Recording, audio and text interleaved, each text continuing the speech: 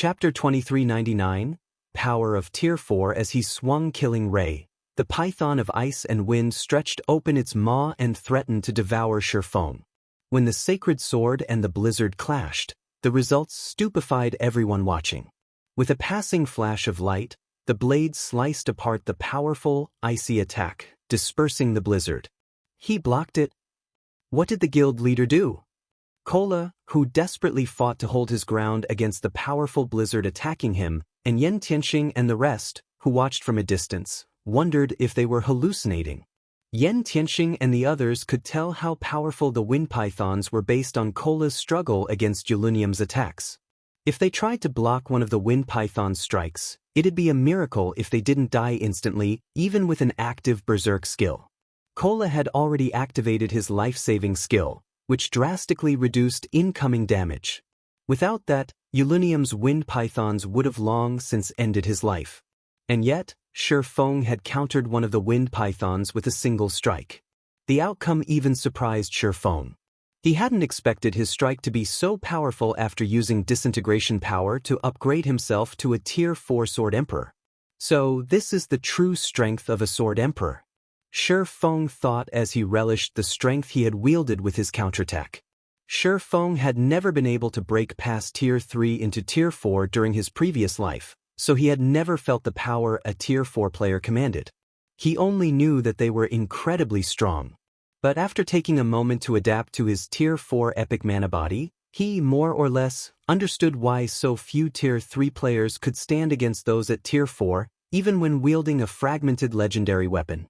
The differences between Tier 3 and Tier 4 players weren't limited to basic attributes and physique.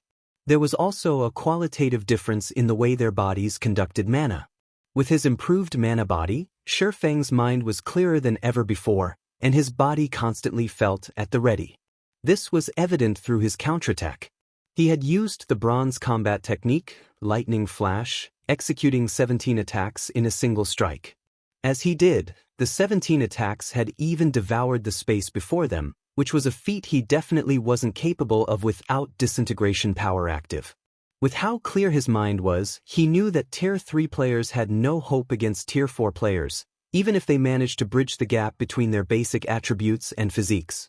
A Tier 4 mental state was on an entirely different level. During the brief moment Shifeng analyzed his Tier 4 state, Yulunium became enraged, having seen the swordsman shatter her attack, and the ambient mana began to rampage around her. The ice elf began to chant another incantation while she drew divine runes in the air with flying speed, stupefying Iluafe and the other magical class team members. Based on the number of runes Yulunium drew, she was clearly trying to cast a large-scale destruction spell, but normally, players needed a long time to complete such a spell. The high magic elf, on the other hand, drew several dozen lines of divine runes in 2 seconds. It was simply unbelievable. Before the watching team members could snap out of their dazes, a magic array covering a 200-yard radius appeared above the snowy battlefield. As it did, it sucked dry all ice-type mana in the area, concentrating it within the array's core. Insignificant humans, you will pay for your foolishness. Yulunium snarled after finishing her chant. She then raised a fine-boned finger and pointed it at Shifeng. Tier 4 large-scale destruction spell, Frost Shower. Several hundred icy meteors pulled themselves free from the magic array and descended on the frozen lake, each one containing enough power to shatter space itself. We're doomed. Watching the incoming meteors, the team began to despair. This attack could even wipe out a team of several hundred Tier 3 players in an instant. She's finally getting serious? Shifeng, on the other hand, wasn't surprised to see the incoming balls of ice. Calmly, he activated the 7 Luminaries' Ring's absolute domain. High magic elves could even rival God's domain's dragons. And how powerful, exactly, was a dragon? A dragon was the personification of a natural disaster. Not even a full kingdom could stop a dragon's wrath, and it would be forced to watch as the creature devastated its territories.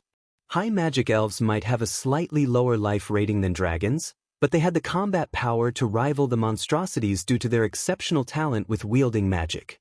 High magic elves could effortlessly cast frighteningly powerful spells, which usually required a long casting time. An ordinary Tier 4 Great Wizard, for example, would need a dozen seconds to cast a Tier 4 large-scale destruction spell, but Yulinium only needed 2 seconds. As the hail of meteors bombarded the frozen lake, they transformed a 200-yard radius area into an icy hell. Fortunately, not even Tier 4 spells could break through Shifeng's absolute domain, and Shifeng and his companions within range of his skill emerged unharmed. The moment Yulinium's attack ended, Shifeng charged at the Ice Elf. Yulinium was a magical class being. If she were allowed to cast her spells freely, she could even slay Tier 5 players, much less Shifeng's Tier 3 teammates. If Shifeng wanted to prevent her from slaughtering them all, he had to face her in melee combat. With absolute domain's protection, Shifeng could approach Yulinium while she bombarded him with a steady stream of Tier 4 spells, but as he approached, he had to admit that this Ice Elf was incredibly powerful. Not only were her basic attributes considerably higher than his, but she also had an endless supply of Tier 4 spells at her command. Even after forcibly promoting himself to Tier 4, Shifeng was at a major disadvantage. With absolute domain's duration running out, Zero Wings members, who watched from a distance, began to grow nervous. Yulinium would have torn Shifeng to shreds by now if not for absolute domain's protection. Her attacks against their guild leader weren't like the Ice Elf's assault against Kola. She had even begun to double speed cast. Combined with her already absurd casting speed, not even Shifeng could dodge all of her attacks in time. He was forced to rely on Sword's orbit to block some of the attacks, lest the impact knock him back. As though she had anticipated the moment, Yulinium sneered and summoned a crystalline staff. The instant absolute domain came to an end. With a swing of her staff, she revealed numerous magic arrays that had been hidden under the snow around her. Countless icicles shot from the arrays, flying toward Shifeng, and a powerful blizzard of hail and snow descended on the swordsman. "Are you kidding me? Is Yulinium really just a monster?" Blackie's eyes nearly fell from their sockets when he saw the magic arrays appear around Shifeng. Not only had the Ice Elf set traps during the battle, but her traps had been so cleverly placed that not even Blackie, a cursemancer, had noticed them. This was the first time he had ever experienced such a thing in God's domain. Moreover, Yulinium had concealed over a dozen magic arrays under the snow. As they activated simultaneously, they had the power of more than a dozen Tier 4 magical classes attacking as one. An attack like this would even turn a Tier 4 metric tons into Swiss cheese. As expected of a high magic elf, she's even calculated my skill's duration. The incoming icicles didn't surprise Shifeng in the least. He immediately commanded his summoned Great Demon, which had been on standby, to join the fray. Mythic monsters' intellect shouldn't be underestimated after level 100, especially that of a high magic elf like Yulinium. Shifeng had expected her to employ traps. If these creatures were any weaker, the various superpowers of his previous life wouldn't have struggled so hard against superior mythics. The Great Demon appeared behind Shifeng instantly and blocked the icicles coming in from behind its master. With the Great Demon's help, Shifeng could concentrate on the wind pythons attacking him head-on. However, despite focusing on defense, the wind pythons were too powerful for him, and his HP continued to fall with each attack he blocked. If he hadn't had the help of his healer's diligent spellcasting, he wouldn't have lasted more than 15 seconds against this bombardment. With the Great Demon guarding his back and the rear-line healer's support, Shifeng had a much easier time distracting Yulinium. Before even Shifeng had realized it, another 50 or so seconds had passed, and only 5 seconds remained before disintegration power's duration would end. All of your efforts are futile, human. Your power is already fading, and once it does, both you and Alba Grey will forever decorate this lake as ice sculptures. Yulinium declared, flashing Shifeng a sinister grin when she sensed disintegration power begin to fade. Is that so? Shifeng shot back, unfazed despite disintegration power's duration running out. On the contrary, he revealed a bright smile as he said, I disagree. With that comment, Yulinium realized that something was amiss. She immediately shifted her gaze toward the distant Anna, but it was too late as the personal guard completed the final verse of her incantation. A holy light pierced the clouds and shot toward the frozen lake as a higher Valkyrie with 3 sets of pure white wings appeared not far from the ice elf. A higher Valkyrie? Yulunium's expression shifted when she saw her newest opponent. Read latest chapters at Wuxia World. EU. The Valkyrie gave Yulunium no time to prepare as she threw her thunder spear at the high magic elf, its astonishing power exploding through the space around it. A higher Valkyrie's life rating couldn't compare to that of a dragon, but it was on par with a high magic elfess. Yulunium was forced to focus on the higher Valkyrie's attack, defending herself. The higher Valkyrie demanded all of Yulunium's attention, and the ice elf had no energy to spare on Shifeng. She couldn't even defend herself from his great demon's attacks, which steadily chipped away at her HP. As the seconds passed, the curse on Alba Grey grew weaker, yet Yulunium couldn't do anything about it.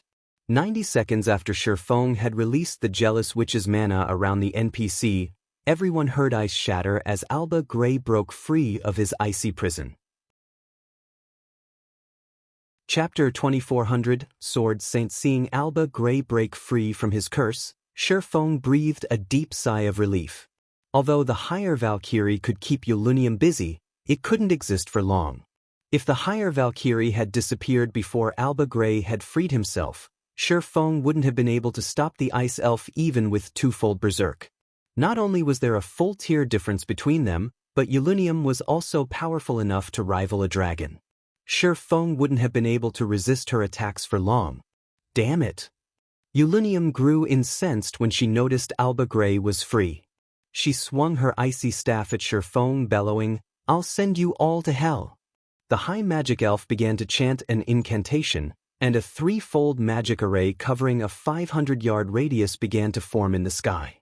The instant the array took shape, it tore apart space around it. 2 seconds later, these spatial tiers transformed into a gigantic black hole. So this is her true strength. Shifeng looked up at the black hole with a grim expression. Tier 5 spell, Void Storm. Tier 5 spells were beyond extraordinary. They had enough power to destroy an entire city, transforming it into a lifeless land. This was why the various kingdoms and empires feared Tier 5 beings. Even emperors had to show respect before them. Shifeng had never dreamed that Yulunium could cast Tier 5 spells, despite being a Tier 4 creature. There was only a difference of 1 tier between Tier 4 and 5, but the difference between a Tier 4 spell and a Tier 5 spell was like the difference between heaven and earth. Any random Tier 5 offensive spell could severely injure a Tier 4 creature. If a Tier 4 player tried to stand against a Tier 5 spell, their death would almost be a guarantee. Even Tier 4 MTs could withstand such power. Players wouldn't even have a chance to flee since the amount of mana a Tier 5 spell commanded would freeze space around them. When Zero Wings members saw the void storm forming above them, they turned a deathly pale. The resulting shockwave would easily cover several thousand yards. They had no hope of escaping the spell's range.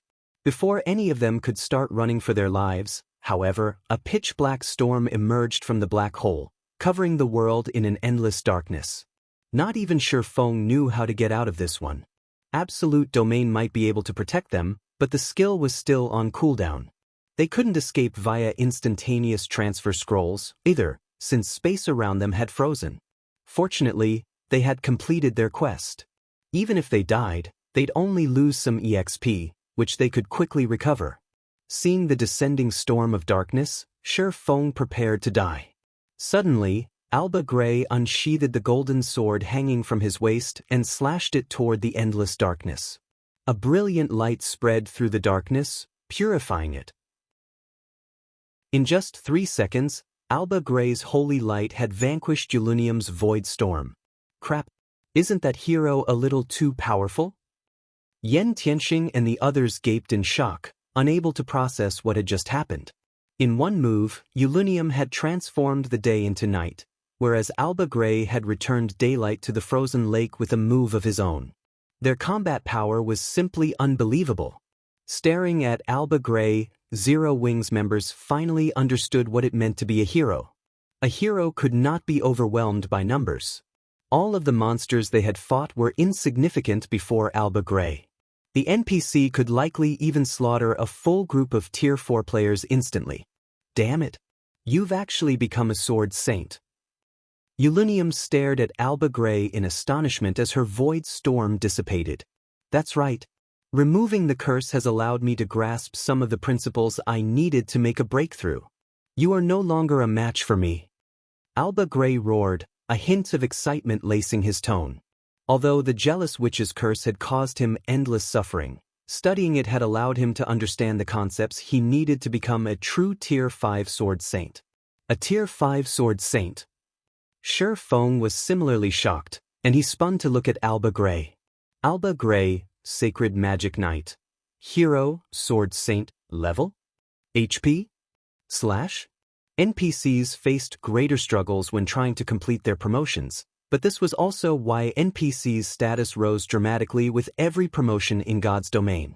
A Tier 3 NPC, for example, could serve as a minor city's magistrate, while a Tier 4 NPC could serve as a magistrate in a major city. Even emperors had to show respect before Tier 5 NPCs. But as far as Shi Feng could remember, Alba Gray had only been a Tier 4 hero during his previous life. This hadn't changed even after 10 years since God's Domain's launch. Alba Gray had never managed to become a Tier 5 sword saint. Even so, as a hero, Alba Gray had been able to contend with ordinary Tier 5 NPCs. Including his identity as a famed smith, even the various empires had taken him seriously. And yet, Alba Gray was now a Tier 5 sword saint. It is true. Now that you are a sword saint, I am no match for you, but don't you dare think this is over. Yulunium declared as she glared at Alba Gray. She then turned to Shi Feng and continued, You as well, adventurer. After her bold declaration, the ice elf began to disintegrate into snowflakes. Don't think you can get away from me that easily. Alba Gray shouted. He unsheathed the second sword hanging from his waist and charged at Yulunium, swinging the pitch-black blade. He had only executed a normal slash, but from a distance, the attack had looked like a black wall, rising into the air and extending more than 500 meters. The pitch-black wall bisected the high magic elf, and Yulunium released a harrowing scream as a snow-white energy crystal fell from her body. Although the attack had significantly weakened Yulunium's life aura, she successfully read latest chapters at Wuxia World. As the black wall faded from existence, only Alba Gray remained on the snow-covered lake. It seemed she still managed to escape. Alba Gray frowned as he glared at the spatial tear before him. Shi Feng, who stood nearby, wasn't surprised in the least that the ice elf had gotten away. A mythic-ranked high magic elf was on par with a mythic-ranked world boss of the same level. In fact, she should be even stronger. She could cast Tier 5 spells, after all, which proved that she was only half a step away from becoming a Tier 5 being herself. Even a Tier 5 hero would face a long battle to kill her. With Yulunium's disappearance, Shi Feng heard the sound of a system notification. System, congratulations. You have completed the inferior legendary quest, Last Night. Quest completion rate, 93%. Quest rating, S rank. Chapter 2401, Alba Gray's Reward and S rank rating? Shi Feng was astonished when he saw the outcome of his quest. He'd thought that he had barely passed with a C rank rating. His team had spent 9 days collecting the 1,000 mana strands. He had never dreamed that he would earn an S rank rating after taking so long. Receiving an S rank rating for high-ranked quests with completion rate indicators was incredibly difficult in God's domain. The quests themselves were typically challenging, and players had to complete the quest to near perfection to achieve such a high result. However, if players could earn an S rank rating, the original rewards would be improved slightly. Although the bonus wouldn't be very high, the additional rewards for an epic ranked or higher quest would be extremely valuable. A player had a 20% chance of earning an epic item as their reward for completing an epic quest, but if they gained the bonus from an S rank rating, their chances of earning an epic item would increase to 30% or even 40%. When completing an inferior legendary quest, an S rank rating could lead to a fragmented legendary item as a reward, which was normally impossible. Although Zero Wing had plenty of fragmented legendary items, every fragmented legendary item could enable a player to become a peak or apex expert in the future. Thus, every fragmented legendary item was a welcome addition. After the system had notified Shifeng of his results, Alba Gray approached him. "Fellow adventurers, thank you for saving me from that curse. I owe you all a big favor. Although my night division is no more, I will do my best to assist you with one matter," Alba Gray gratefully offered, showing none of the arrogance Tier 5 powerhouses usually possessed. "System, you have obtained Alba Gray's trust. Alba Gray's favorability of you has increased by 80 points. You have obtained Alba Gray's communication crystal." Alba Gray's statement and the system notification excited every member of the team. They had already witnessed the hero's power, and now they could reach out to Alba Gray and ask him for a favor. None of them had expected to receive this kind of reward. "Guild leader, with Alba Gray's help, we can destroy one of Starlink's cities. I can't wait to see their faces," Kola said, his eyes glowing as he gazed at Alba Gray. "That's right. Let's destroy Starlink's new city. I want to see how they intend to duke it out with us after that." Blackie exclaimed, nodding. Starlink had persistently caused trouble for Zero Wing, especially with its newest city. That city had claimed a ton of Zero Wing's potential profit.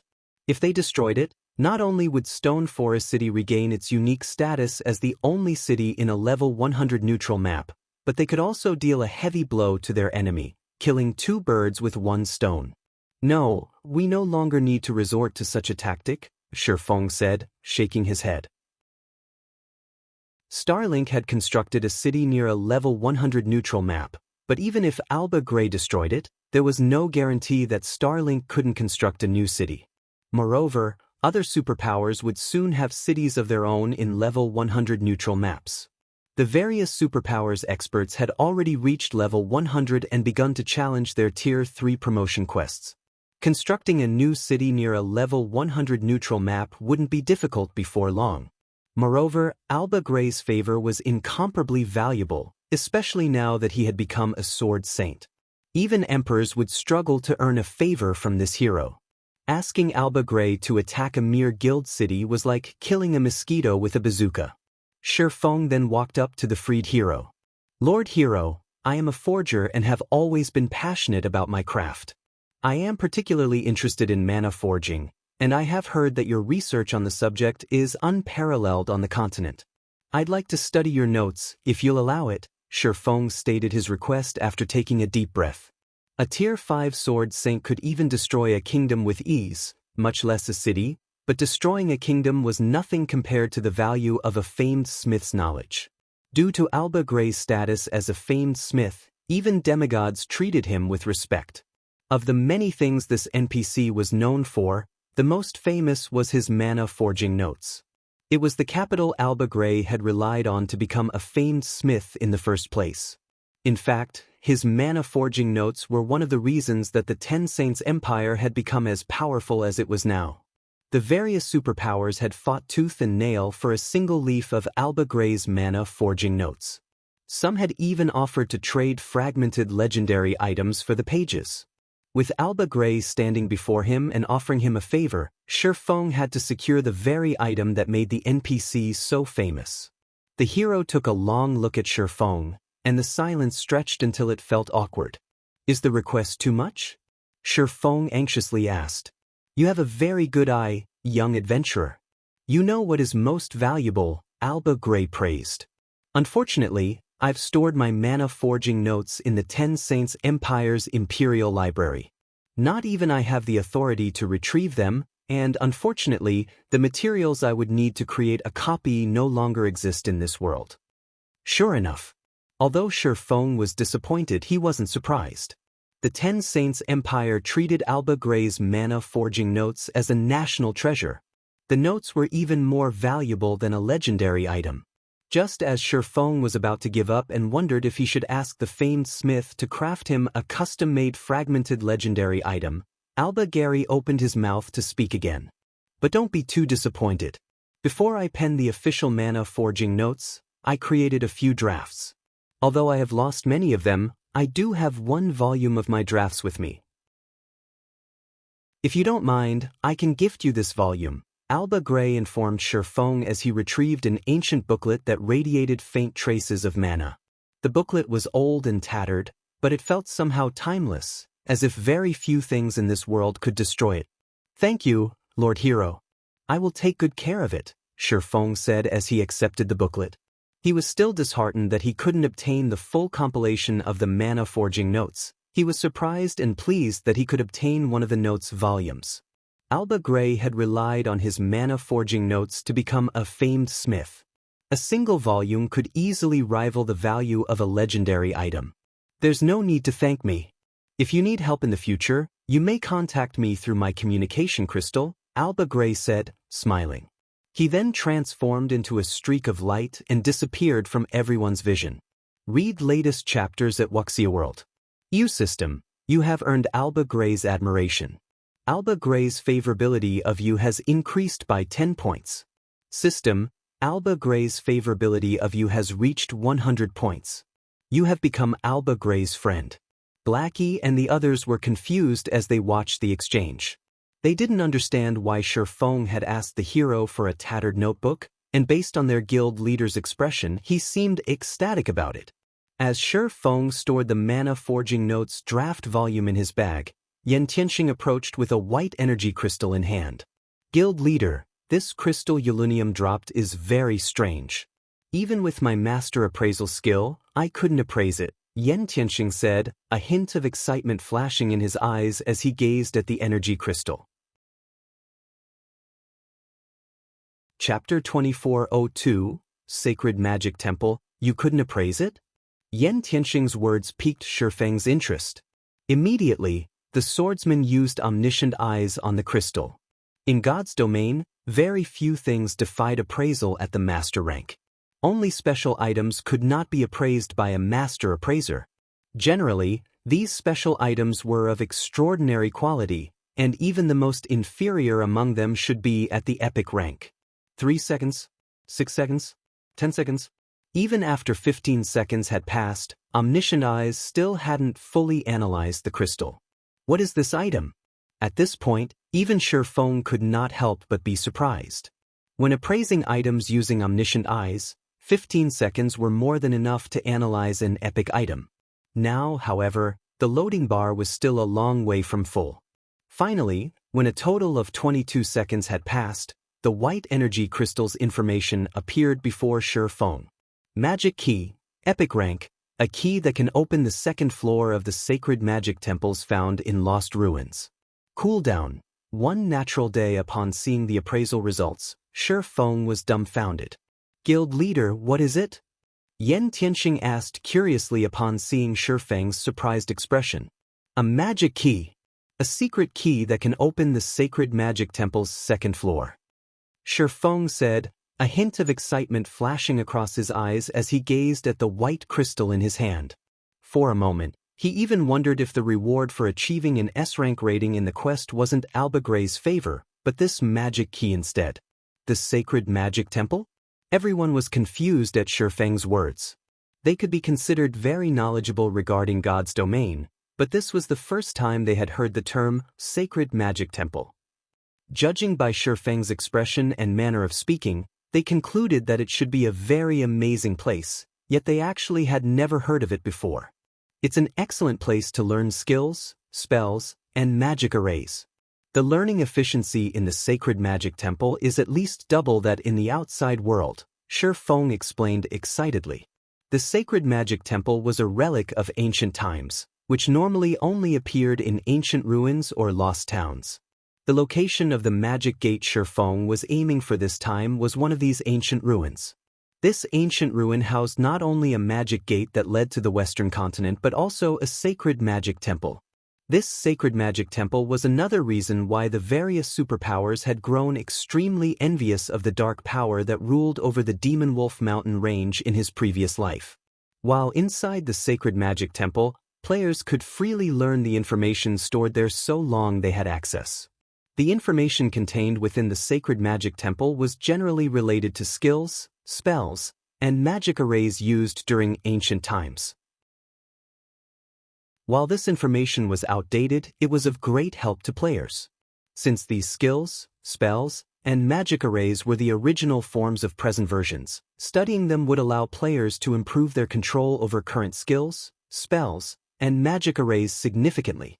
Hence, the Sacred Magic Temple was a place many players sought to visit. Meanwhile, every Sacred Magic Temple had a total of 3 floors, with the quality and quantity of information stored within each subsequent floor superior to the previous one. However, seals restricted access to the upper floors. Decoding these seals was beyond even a Grandmaster magician. To enter these restricted floors, one needed to have the corresponding key to do so. Feng never thought that Yulunium would actually drop such a treasure. This was simply unbelievable. Guild leader, can we learn Tier 3 spells from the Sacred Magic Temple? Blackie asked eagerly when he heard Feng's words. Tier 3 skills and spells were exceedingly rare. Despite grinding in the Demon Wolf Mountain range for so many days, they had yet to come across even one Tier 3 skill book or spell book. The Tier 3 skills and spells they possessed thus far were obtained through legacy skill points. If they wished to learn more, they would have to find other ways to do so. If he could freely learn as many Tier 3 spells as possible, then his strength would definitely skyrocket. Learning Tier 3 spells? Dream on, Feng retorted, rolling his eyes at Blackie. If it were possible to learn Tier 3 skills and spells from the Sacred Magic Temple, there wouldn't have been so many Tier 3 players in the past that had failed to learn all of the standard Tier 3 skills and spells for their class. Having identified the magic key, Feng had everyone search for the remains of the magic gate. At this point, everyone was mostly of the same level as the monsters roaming the Demon Wolf Mountain Range's outer area, so scouring it became a lot easier. After spending just half a day exploring, they located a hidden cave below the frozen lake.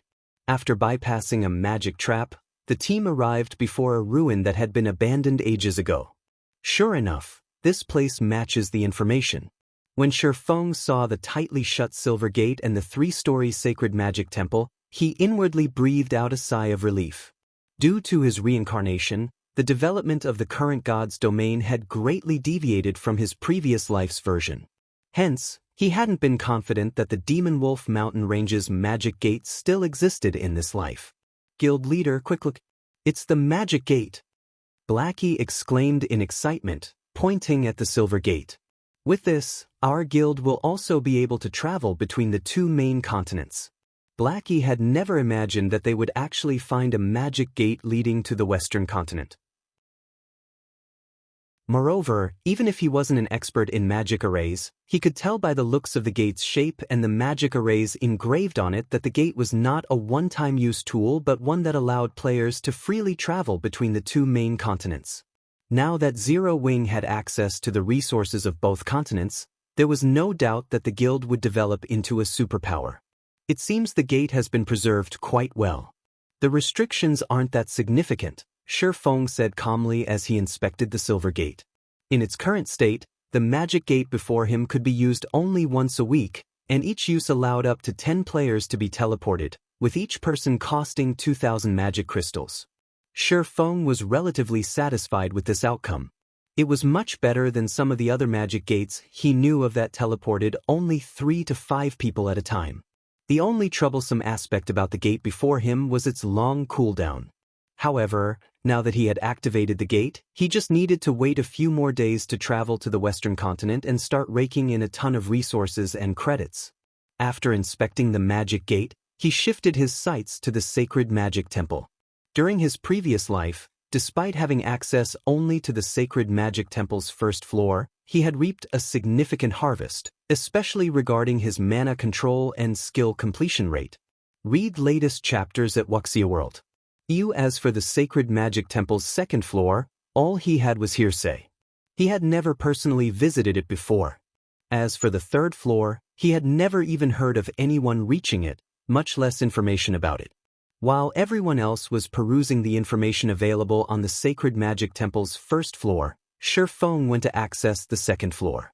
He took out the magic key and started chanting the incantation.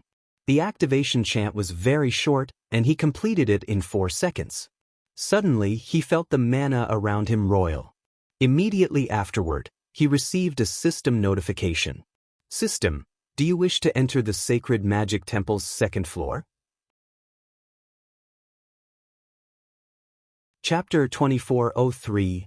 Reaching the Realm of Masters. Looking at the system notification, Shifeng immediately chose to enter the Sacred Magic Temple's second floor. Immediately, a threefold magic array appeared beneath Shifeng's feet, and his body instantly turned into a streak of light that shot through the corridor heavily studded with magic arrays. When Shifeng opened his eyes again, he was standing inside a majestic hall. The hall looked grand and dazzling, with 12 statues of gods supporting its ceiling. As if they were alive, these statues radiated a boundless life aura as well as a faint trace of divine might that felt as if a boulder was weighing down on Shifeng. What a powerful divine might! If a Tier 2 player were to come here, they wouldn't even be able to move. Shifeng was astonished as he looked at the statues inside the hall. Just walking was already extremely taxing for him. A Tier 2 player would most likely collapse as soon as they arrived in the hall. Subjected to the divine might here, he could feel his concentration getting depleted. Players wouldn't be able to remain in this place for long periods. Just as Shifeng was wondering why there was such a setup in the Sacred Magic Temple's second floor, the walls around him started parting, revealing a total of 3 corridors. Every one of these corridors led toward a separate hall filled with various scrolls. At the center of each of these separate halls was a tome made entirely out of gold. Magic Array Designs. Shifeng's breathing accelerated when he saw the golden tomes. These magic array designs weren't just any ordinary designs but advanced magic array designs, something rarely found even in the various kingdoms and empires of God's domain. It should be known that even the Divine Beast's Descent Magic Array, one of Zero Wing's current trump cards, was only an intermediate magic array. An advanced magic array would be a treasure that could protect the guild from imminent peril. Meanwhile, based on the mana the golden tomes radiated, Shifeng was certain that they were advanced magic array designs. However, due to his distance from the tomes, he couldn't tell what kind of advanced magic array the designs were. For the moment Shifeng started toward one of the 3 corridors, 9 magic arrays suddenly appeared in each of them. A test? After seeing these magic arrays, Shifeng more or less understood how the Sacred Magic Temple's second floor operated. Of the 9 magic arrays that had appeared in each corridor, each one was stronger than the one before. Moreover, the magic arrays in each corridor differed in strength. The first magic array set up in the easiest corridor was an intermediate magic array, while the more difficult corridor had an advanced magic array, and the most difficult corridor had a master magic array. Players were most likely required to decode these magic arrays in order to reach the hall at the end of each corridor. However, since just being in the hall sapped a player's concentration, Shifeng estimated that he could remain here for only 6 or 7 hours, and this was because he possessed an advanced bloodline. An ordinary Tier 3 player would last 4 or 5 hours at best. In other words, Shifeng had to decode the magic arrays within 7 hours. Otherwise, he wouldn't be able to reach the hall at the end of the corridor. As for destroying the magic arrays, that was utterly impossible. Due to the pressure from the 12 statues, even a Tier 4 player couldn't exert sufficient strength to destroy the magic arrays protecting the corridors, much less a Tier 3 player like Shifeng. Only Tier 5 players would be capable of such a feat. However, it would still be a long time before Tier 5 players started appearing in the game. Shifeng couldn't rely on external tools either. The moment he entered the hall, only his epic spatial bag remained usable. The system had locked everything else. My time is limited, so I have no choice but to take the simplest path.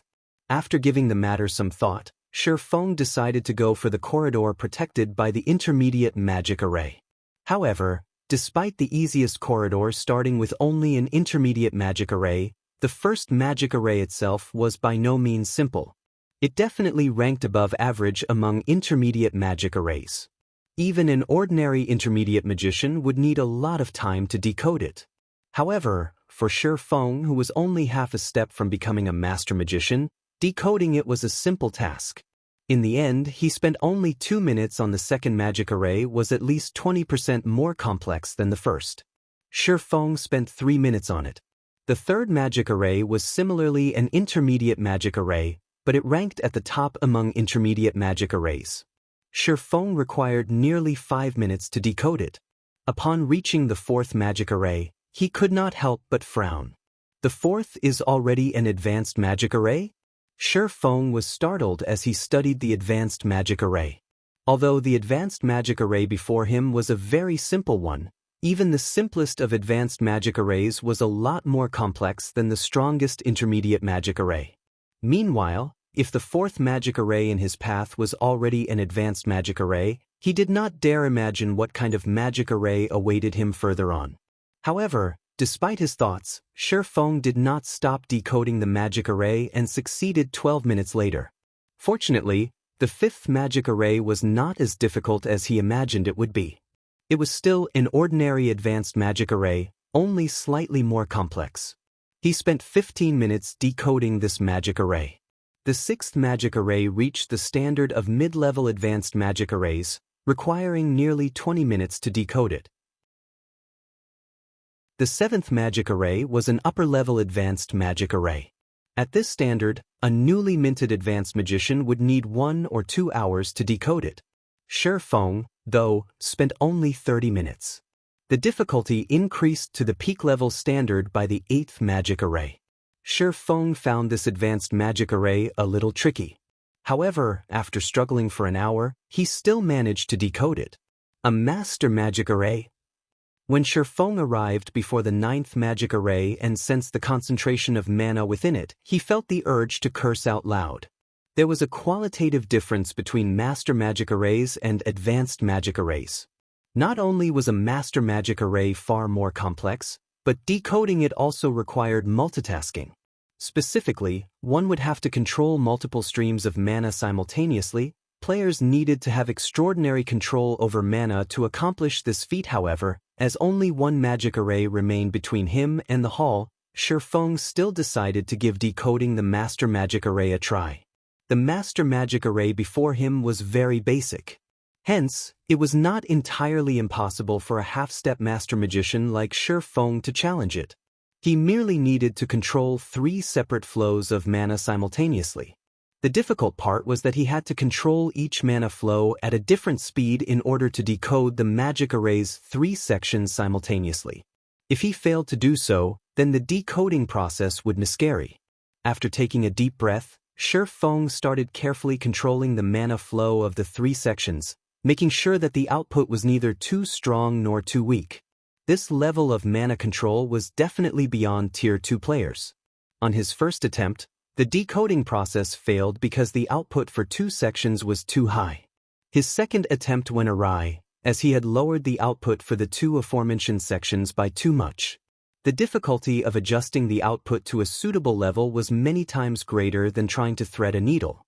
However, after repeated attempts, Shifeng started to grasp the appropriate way of manipulating the master magic array's mana. The method was similar to how he controlled the mana inside his mana body. In fact, as he tried to decode the master magic array, he also learned to exert greater control over the mana flow inside his mana body, thereby increasing the efficiency of his mana usage, following which, time passed by rapidly. Shifeng's spirit weakened. Contrary to expectations, however, his focus did not falter in the slightest but grew increasingly more acute. His brain activity also continuously increased. He even forgot how to control his own body, his mind treating the mana inside the master magic array as his own limbs instead. Read latest chapters at Wuxia World. In the next moment, 3 streams of mana flowed across the master magic array at 3 different speeds. The stream that had moved too quickly on Shifeng's last attempt was a touch slower now, while the stream that had moved too slowly had accelerated slightly.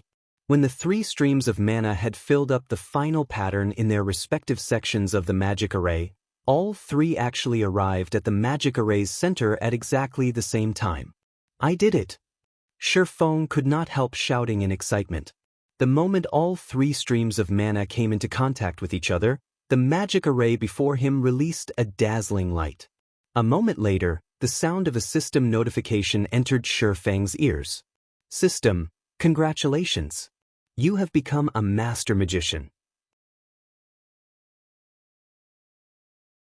Chapter 2404, Frightening Treasury System. You have become a Master Magician. Rewarding the Great Magician title. The system notification repeated 3 times. However, Shi Feng paid no attention to it whatsoever. Instead, he shut his eyes and focused on the mana flow of his mana body. He then unsheathed Killing Ray and executed a slash. Secret technique, Lightning Flash.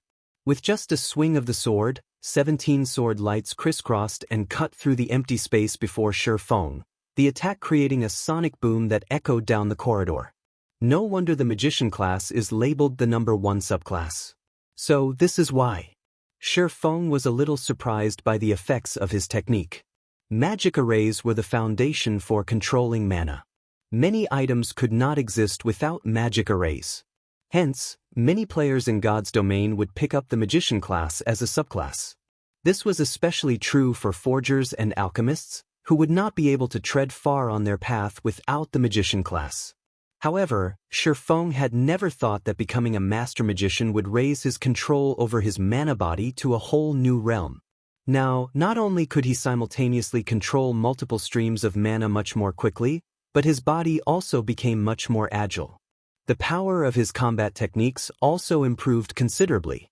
Although his proficiency at multitasking with mana still was not particularly high, which prevented him from fully leveraging these new advantages, he just needed time.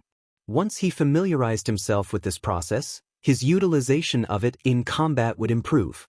Moreover, the Great Magician title increased his maximum concentration by 10% and improved his mana control by 10%, which made controlling his mana body easier. At this moment, Shi Feng more or less understood why players who had become Master Magicians in the past were usually very powerful. Just the minor improvement toward the mana body would allow players to exhibit much greater power with their combat techniques, skills, and spells. Not to mention, a Master Magician could construct basic magic arrays without the assistance of materials and use these magic arrays as a tool for support or interference. The benefits of becoming a Master Magician were massive. Now, if he could get Aqua Rose, Violet Cloud, and the other magical class experts of Zero Wing to become Master Magicians within a short period, the guild's overall strength would definitely increase substantially. Thinking up to this point, Shi Feng shifted his gaze to the center of the nearby hall. Now that he had decoded the last magic array, the advanced magic array design was already within his reach. So long as he could obtain it, helping Zero Wing's members get promoted to the Advanced Magician rank and, subsequently, the Master Magician rank would be much easier. When Shi Feng stepped into the hall, the contents of the hall entered his view. The hall was not particularly large, only the size of about 3 basketball courts. However, many magic array scrolls were displayed all over the hall. These magic array scrolls, ranging from intermediate magic arrays to advanced magic arrays, all came in complete sets. Every one of these magic arrays was of the barrier type. Shi Feng was dumbfounded upon seeing this scene. Barrier-type magic arrays were things that the current powers of God's domain urgently needed, especially intermediate barrier-type magic arrays.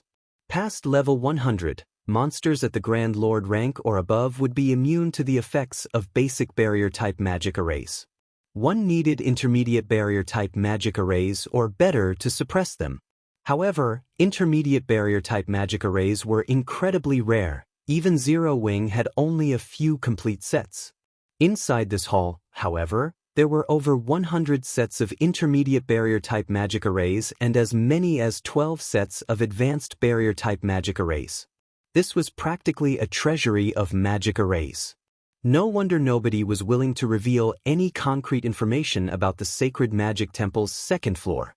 When Shi Feng looked at the treasure trove before him, he understood why there had been so little information regarding the Sacred Magic Temple's 2nd floor in his previous life.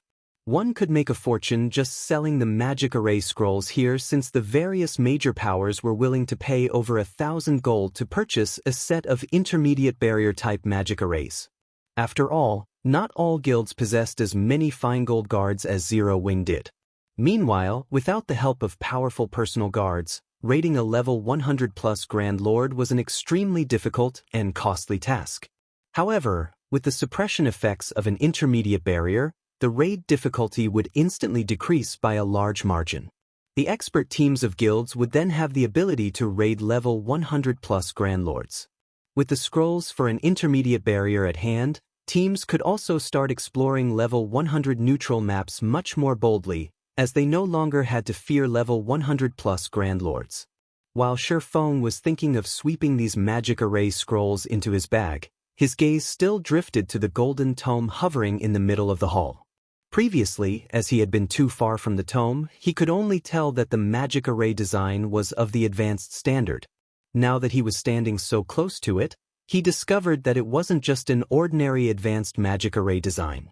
Not only was the golden tome enveloped by a dense layer of mana, but it also radiated a faint trace of divine. Although the power of this divine might was negligible and would have no effect on a player's performance, it still signified that the tome was once the possession of a god. Otherwise, it wouldn't have absorbed a god's aura. Following which, Shifeng walked up to the tome to inspect it. This is in ancient magic array design. Shifeng's breathing accelerated when he read the tome's statistics. 12 elemental pillars. Ancient magic, advanced magic array, requires at least 12 tier 2 magical classes to cast. Places a seal on all enemies within a 200-yard radius. Effects will improve by 1 grade with every additional 12 casters added. The magic array can be cast by up to 36 casters. Required materials: 1 mana stone, 12 elemental crystals, 12 magic scrolls, and 1 advanced magic scroll. Ancient magic had been lost after the Great Destruction. Although humans had researched new forms of magic after the Great Destruction, the performance of current spells and magic arrays was still greatly inferior to that of ancient spells and ancient magic arrays. This was because ancient magic was taught to humans by the gods. It was not only much more refined but also much closer to the essence of magic. Any player that successfully learned ancient magic would be much stronger than players of the same tier. Magic arrays that applied the principles of ancient magic were also much stronger than those that did not. Only very few ancient magic arrays had been passed down in God's domain. Hence, every ancient magic array was incredibly valuable, and their designs all the more so. The value of an intermediate magic array design that applied ancient magic principles could rival that of fragmented legendary items. Needless to say, advanced versions would be even more valuable. Now that such a design had appeared before Shifeng, how could he not be surprised? For a moment, Shifeng even entertained the thought of attempting the other 2 corridors and securing the magic array designs housed in the halls beyond them. Fortunately, though, his rationality prevented him from doing so. The reason for this was very simple. If even the easiest corridor required a master magician to break through, then the other 2 corridors would definitely demand an even higher standard. At least, those 2 corridors were not challenges that a newly minted master magician like himself could break through for now. He would merely waste his time trying. Read latest chapters at Wuxia World. The materials needed for the 12 elemental pillars are relatively easy to procure. Even the mana stone, which is the most troublesome material to get, is no problem for me. So long as I can mass-produce this magic array, I can definitely raise the performance of the guild's teams by a large margin. At that time, even the superpowers expert teams won't be a match for Zero Wings when it comes to raiding field bosses. Shifeng grew excited as he looked at the design in his hands. In his opinion, even the combined value of 10 fragmented legendary items could not match the value of the 12 elemental pillars design. Guild leader, we're done setting up a teleportation point here.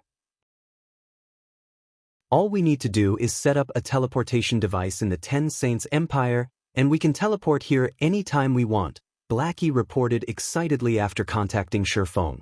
Alright, have everyone get ready. It's time we headed home, Shifeng said, nodding, and started collecting all of the magic array scrolls inside the hall. In less than 10 minutes, he had cleared out the entire hall. He then returned to White River City together with Blackie and the others. Chapter 2405, Changes to the Gravity Mountain Range. White River City, Zero Wings residence. When Shifeng and the others returned to the guild residence, an unusually depressing atmosphere greeted them. Now, less than 100 players stood in line to take the recruitment test to join Zero Wing. The guild members and the residents only seemed to reanimate as Shifeng and his companions entered the guild hall. They were all excited for their guild leader's return. It's the guild leader! The guild leader is back! This is wonderful! Boss Blackie and the others have returned as well. The several hundred players in the hall ran up to Shifeng and his team to welcome them back. When Liang Jing, who was working in the lobby, saw the group, she ran over, just as elated. Guild leader, you finally decided to come back. Liang Jing breathed a sigh of relief. I didn't know what I was going to do if you hadn't returned soon. Why does the guild suddenly seem so disheartened? What happened while we were gone? Did we not earn enough coins from leasing Stone Forest City's private houses? Shifeng asked, curious. He had spoken with Liang Jing half a day ago about accepting coins as rent for Stone Forest City's private houses. Even in the worst-case scenario, the auction should have earned the guild around 20,000 gold, which would be more than enough to support Zero Wing for half a day. Zero Wing had other income sources, after all. Even if the guild were restricted in the Dark Knight Empire, Zero Wing shouldn't have had a problem holding on for another 5 or 6 days. We still have enough coins, but we recently learned that someone discovered a special ruin in the Gravity Mountain range and within it, a honed eagle egg. Moreover, the power discovered more than one egg. This has caused an uproar on Dragonheart Island. Now, the various superpowers are rushing to the ruin to search for more horned eagle eggs. We've partnered with Phoenix Rain to take part in the hunt, Liang Jing said. Anxiously, she continued, however, War Blood and Starlink have begun to cause more trouble. They're doing all they can to hinder our progress in the ruin. We thought it best to send Fire Dance and the other recently promoted Tier 3 players to lead the guild's level 100+ experts to the Gravity Mountain range as reinforcements. Unfortunately, Starlink started to target our players in the neutral maps around Star Moon Kingdom, and we don't have anyone left to stop it. Horned eagle eggs? Liang Jing's report left Shifeng a little confused. He had never considered that the Gravity Mountain range would be home to horned eagle eggs. He certainly hadn't heard of such a thing in his previous life. Horned eagles were one of God's domain's flying mounts. They were only intermediate common rank, but they were still flying mounts, and as long as players obtained their eggs and hatched them, they could take the horned eagle hatchling to a tamer, where it would become a true flying mount. The very idea of flying mounts had driven the various superpowers to the brink of madness, but aside from Zero Wing, the number of superpowers on the eastern continent with flying mounts could be counted on one hand. Flying mounts were the future of God's domain. Whoever had the most would have a massive advantage. It was easy to imagine the various superpowers' reactions to the news that someone had found horned eagle eggs in the Gravity Mountain range. Meanwhile, to prevent Zero Wing from exploring the ruin, Starlink would do all it could to limit Zero Wing's movement to the Star Moon Kingdom. Based on what we've learned from the secret pavilion, Demon Palace has secretly sent over a dozen Tier 3 experts to the Gravity Mountain range to help Starlink and War Blood against us. I'm afraid Fire Dance's group is in grave danger, Liang Jing said worriedly. By now, some of the various superpowers experts had completed their Tier 3 promotion quests, and although Zero Wing had the most right now, it couldn't take on multiple superpowers at once. In that case, let's split up into 2 groups, Shifeng said as he turned to Cola and the others. Cola, Turtledove, Shadow Sword, you 3 will follow me to the Gravity Mountain range. Tianxing, you'll lead the rest of the team to deal with those bastards hunting our players in the neutral maps nearby. It's too dangerous for just the 4 of you, guild leader. You should take more people with you. Starlink isn't the only power in the ruin. Many superpowers are heading there as we speak, Liang Jing hurriedly advised Shifeng. Shifeng was the guild symbol. They couldn't afford for something to happen to him, and at this point, he no longer had the advantage of being the game's only Tier 3 player. Zero Wing couldn't afford to be as relaxed as it had been. Relax. No player should even dream of getting near the guild leader with the 3 of us around. Cola declared, grinning as he patted his chest. But Liang Jing gave Cola and the other 2 a worried look. Times had changed. Cola and his team had been busy on a quest, so they had no idea how much God's domain had changed while they've been gone. Rest assured, Big Sis Jing. We've grown a lot stronger, Shadow Sword said, nodding his agreement with Cola's statement. They had not just been wasting time in the Demon Wolf Mountain range. They might not be a match for a monster like Ulunium, but they were definitely strong enough to deal with new Tier 3 players. Alright, enough chatting. Everyone, let's get to work, Shifeng said. He could not help but shake his head and chuckle at Cola and Shadow Sword's confidence. He then turned back to Liang Jing, saying, I need you to purchase elemental crystals and magic cores in bulk. I have an important use for them. If you don't have enough money, sell these intermediate magic array scrolls. I'm sure they'll fetch a high price. As he spoke, Shifeng retrieved the 100-plus sets of intermediate magic array scrolls he had obtained from the Sacred Magic Temple and handed them to Liang Jing. Although the guild had quite a few elemental crystals and magic cores in stock, it didn't have nearly enough for him to exploit the 12 elemental pillars design. When she saw the scrolls, Liang Jing was stupefied. Do you really want me to sell all of these intermediate barrier scrolls, guild leader? Liang Jing had to ask. At this stage of the game, there were very few Tier 3 players in God's domain. Most of the players in level 100 neutral maps were still at Tier 2. However, exploring level 100 neutral maps was a major challenge for Tier 2 players, especially when it came to Grand Lord ranked bosses. Unfortunately, players needed to hunt these Grand Lords to obtain better equipment. Without strong enough equipment, players would have no hope of completing their Tier 3 promotion quests. Hence, the various powers had turned to magic arrays to suppress these bosses, increasing their chances of acquiring better weapons and equipment for their Tier 2 members. Because of this, intermediate barrier scrolls were incredibly popular right now, especially when sold in complete sets.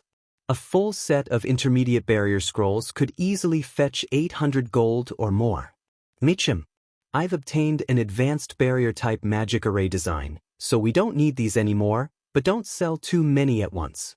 Post them for sale one by one, Shifeng said. Intermediate barriers were valuable, but they couldn't compare to the 12 elemental pillars.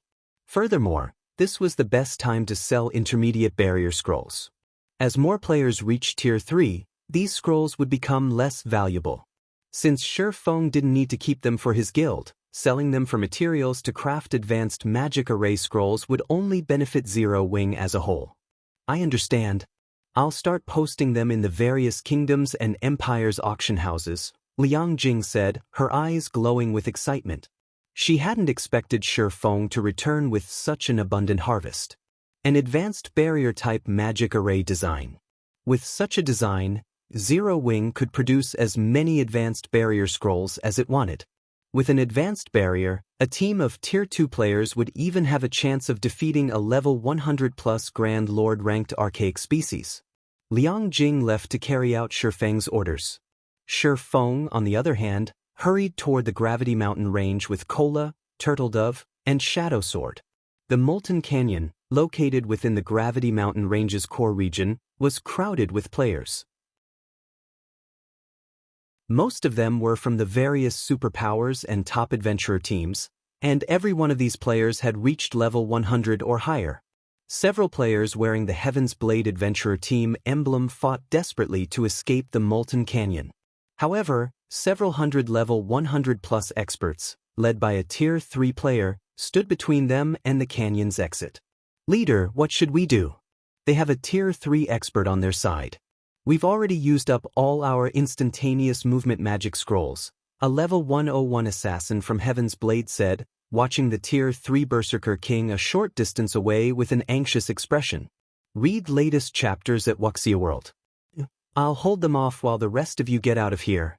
If you don't make it out, Blood Oath will kill the commander. The level 102 female Guardian Knight leading the team growled through gritted teeth. We've sealed the area off already. Do you really believe you can escape? Even if you guys get past us, no one can save you. No one can stop Warblood in the Gravity Mountain range. The Tier 3 Berserker King shouted, sneering at Heaven's Blade's members. The Heaven's Blade's players despaired. The Berserker King had only spoken the truth. The Warblood Adventurer team had evolved. With the help of Starlink and Demon Palace, Warblood had become Dragonheart Island's #1 adventurer team. Even if they managed to break past Warblood's blockade and got far enough to ask for help, no one would help them. However, the moment the Berserker King finished his gloating, everyone in the area heard a deep voice. Is that so? And what if Zero Wing gets involved?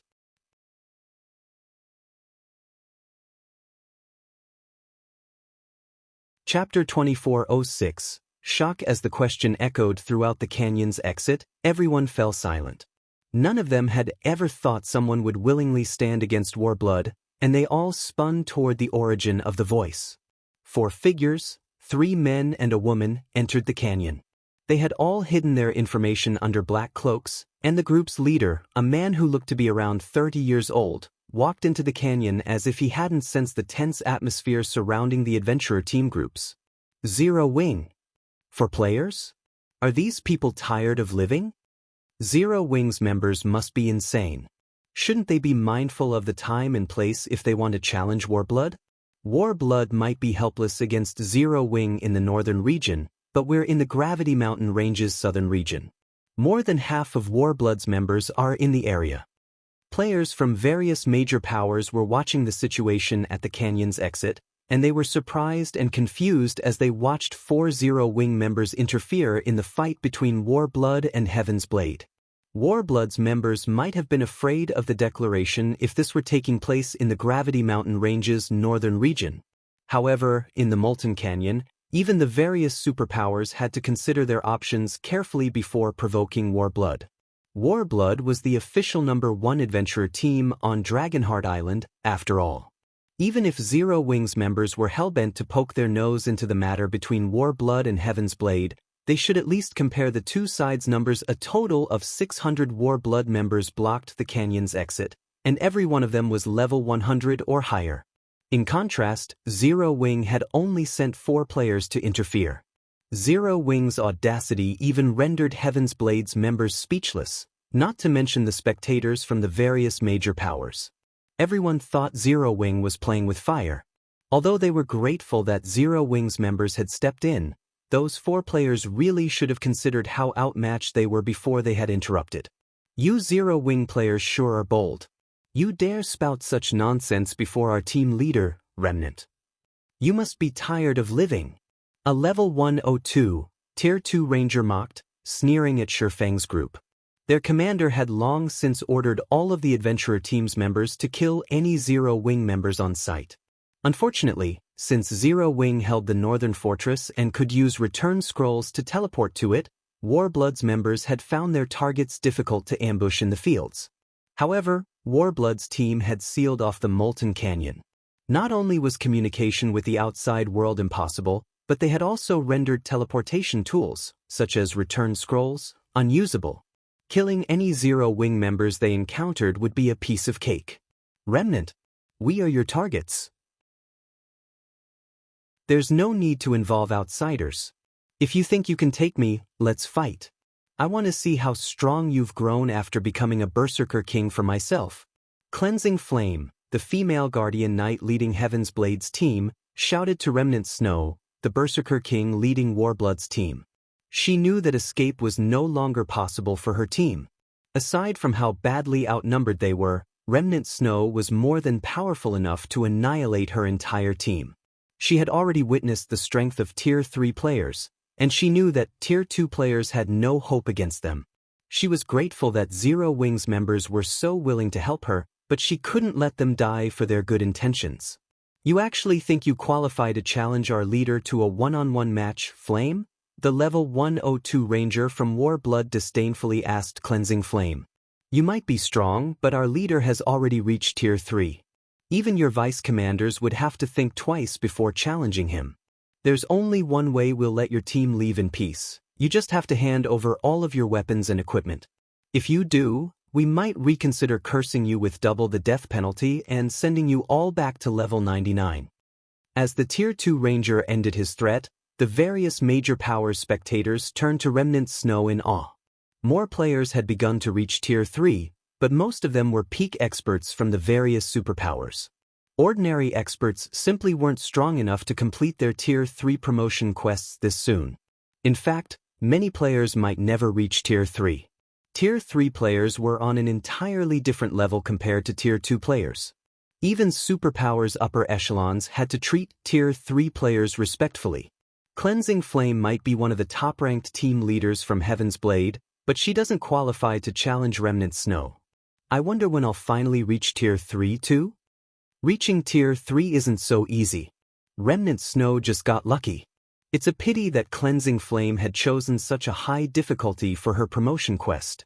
If she had chosen a lower difficulty, she'd probably be a Tier 3 player right now. Cleansing Flame and those 4-0 wing members are dead for sure. Against a Tier 3 Berserker King, even a 100-man team of Tier 2 experts is nothing but cannon fodder. The various major powers experts couldn't help their rueful sighs as they watched Cleansing Flame and her team. Times had changed, and it was no longer the era of Tier 2 players. The time of quantity over quality had ended. This era belonged to Tier 3 players, and before them, Tier 2 players were nothing. A Tier 3 expert could even take out Tier 2 Apex experts in just a few moves. As Cleansing Flame waited for Remnant Snow's reply, she noticed that the Berserker was staring at the leader of Zero Wing's small group with a foreboding look on his face. It piqued her curiosity. Is something wrong, leader? The Tier 2 Ranger asked, giving Remnant Snow a strange look. Normally, Remnant Snow was quite outspoken. He had recently been promoted to team leader in Warblood, in addition to reaching Tier 3.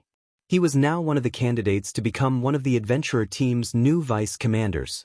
This was the prime of his life. Why else would he have been so arrogant in his exchange with Cleansing Flame? However, before the Tier 2 Ranger could continue, Remnant Snow pulled away from his team and approached Zero Wing's players. Read latest chapters at Wuxia World. You, Zero Wing's members, are doomed now. It seems Remnant Snow intends to take care of those Zero Wing fools himself. The various major powers experts gave Shifeng's group pitying glances as Remnant Snow made his move. Cleansing Flame, on the other hand, paled. She wanted to stop the man, but with several hundred War Blood members in her way, rushing forward would accomplish nothing. Just as the spectators expected Remnant Snow to attack, the man in question expressed his respect for Shifeng as he reached Zero Wing's 4 players. Guild leader Black Flame, you jest. How could I show such disrespect to your request? We'll allow them to leave, Remnant Snow said. He then barked an order for Warblood's members to open a path for Cleansing Flame and her team to leave the Molten Canyon unhindered. Chapter 2407, Hidden Terror. When Remnant Snow commanded his team to give way, both the spectating experts and Heaven's Blades members were stupefied. What was going on? Had Remnant Snow hit his head at some point? Even Warblood's members gaped at Remnant Snow. They even wondered if this were some imposter. Why else would he show respect to Zero Wing's guild leader? Warblood had an irreconcilable feud with Zero Wing, and the two organizations frequently clashed in the Gravity Mountain range.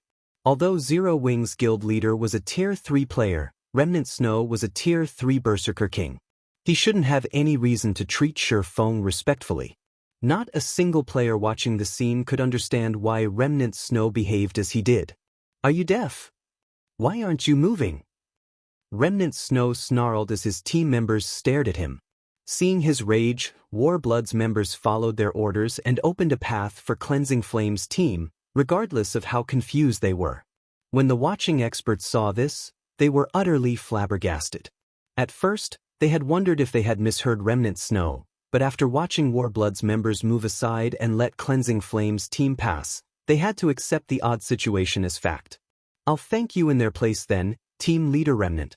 I still have other matters to deal with, so I'll be heading out, Shifeng said. Remnant Snow's behavior had surprised him, too, but since the man had taken a step back, it'd be in poor taste if Shifeng escalated the situation. Thus, he decided to continue on his way into the Molten Canyon after a polite response. Remnant Snow couldn't help but breathe a deep sigh of relief as he watched Shifeng's group walk off. Others might not realize how powerful Shifeng was, but he had experienced the swordsman's astonishing might for himself. Shifeng had caused a huge scene on Tranquil Mine Island even before he had reached Tier 3. He had then slain Blood Oath, who had been protected by several of his bodyguards and one of the adventurer team's vice commanders, within the Dragon Phoenix Pavilion's residence. And yet, Shifeng had still slain Blood Oath. The swordsman was inhumanly strong. Now that Shifeng had reached Tier 3, he had undoubtedly become even more terrifying. Remnant Snow had no wish to provoke such a monster. Even among Tier 3 players, there were still differences. Reaching Tier 3 did not grant invincibility. Are we really letting them go, leader? The higher-ups have made it clear that we are under no circumstances allowed to let Cleansing Flame's team leave the Molten Canyon, the Tier 2 ranger whispered to his team leader.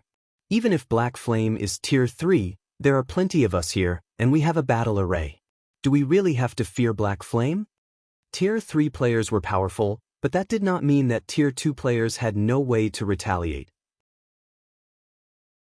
Even if they couldn't defeat a Tier 3 expert, they could put up a good fight with their 100-man, large-scale battle array.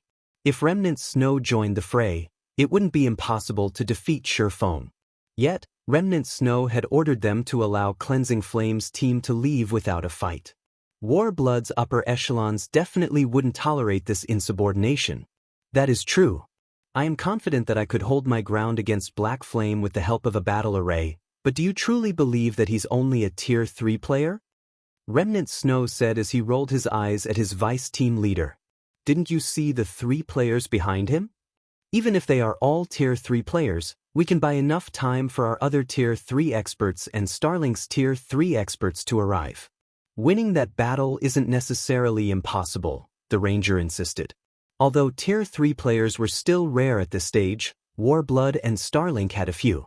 Surrendering without a fight would tarnish Warblood's reputation. So what if they make it here? Remnant Snow shot back, chuckling.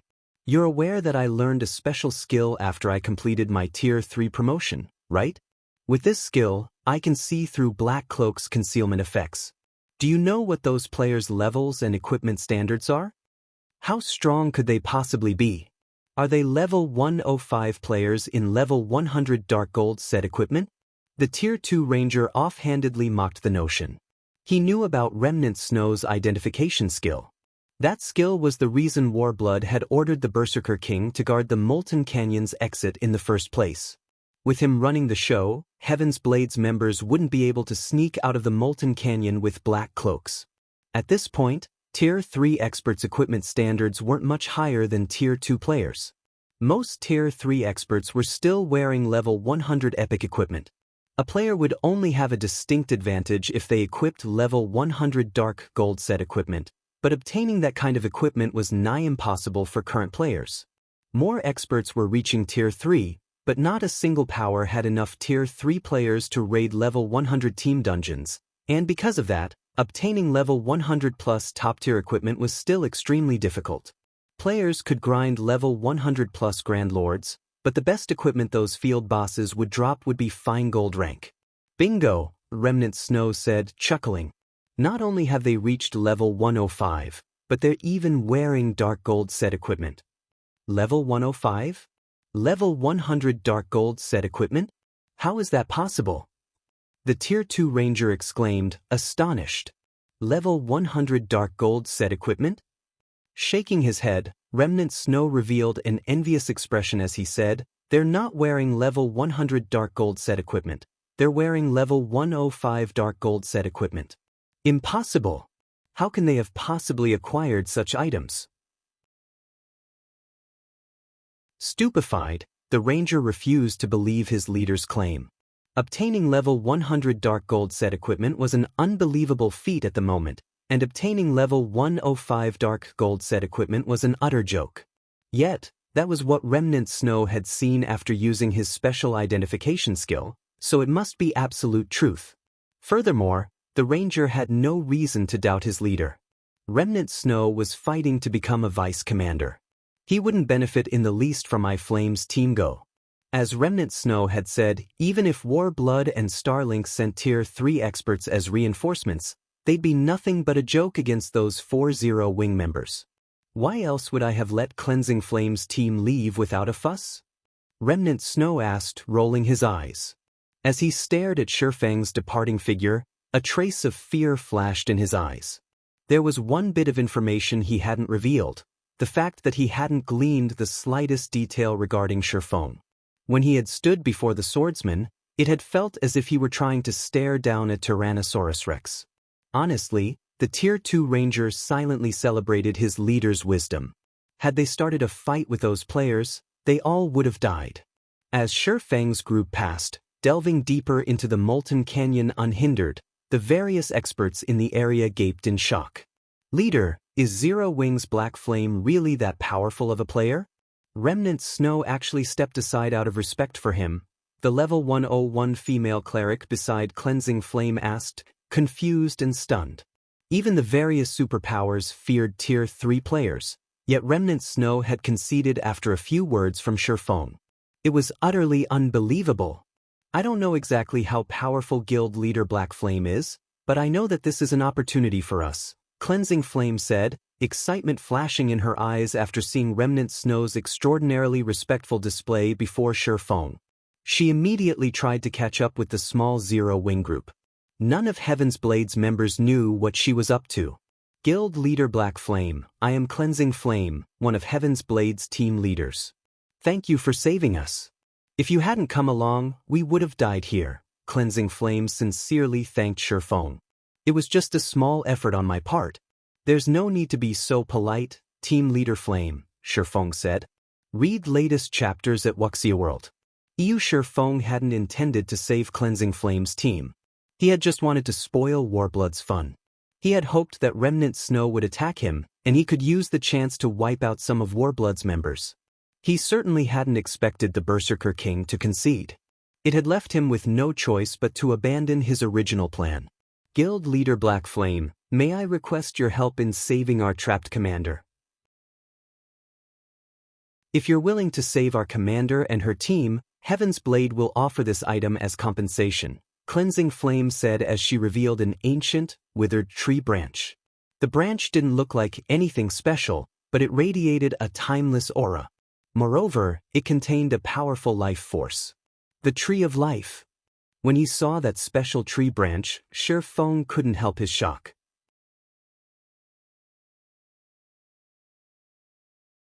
Chapter 2408, Elven Race's Divine Artifact. You really are amazing, Guild Leader Black Flame.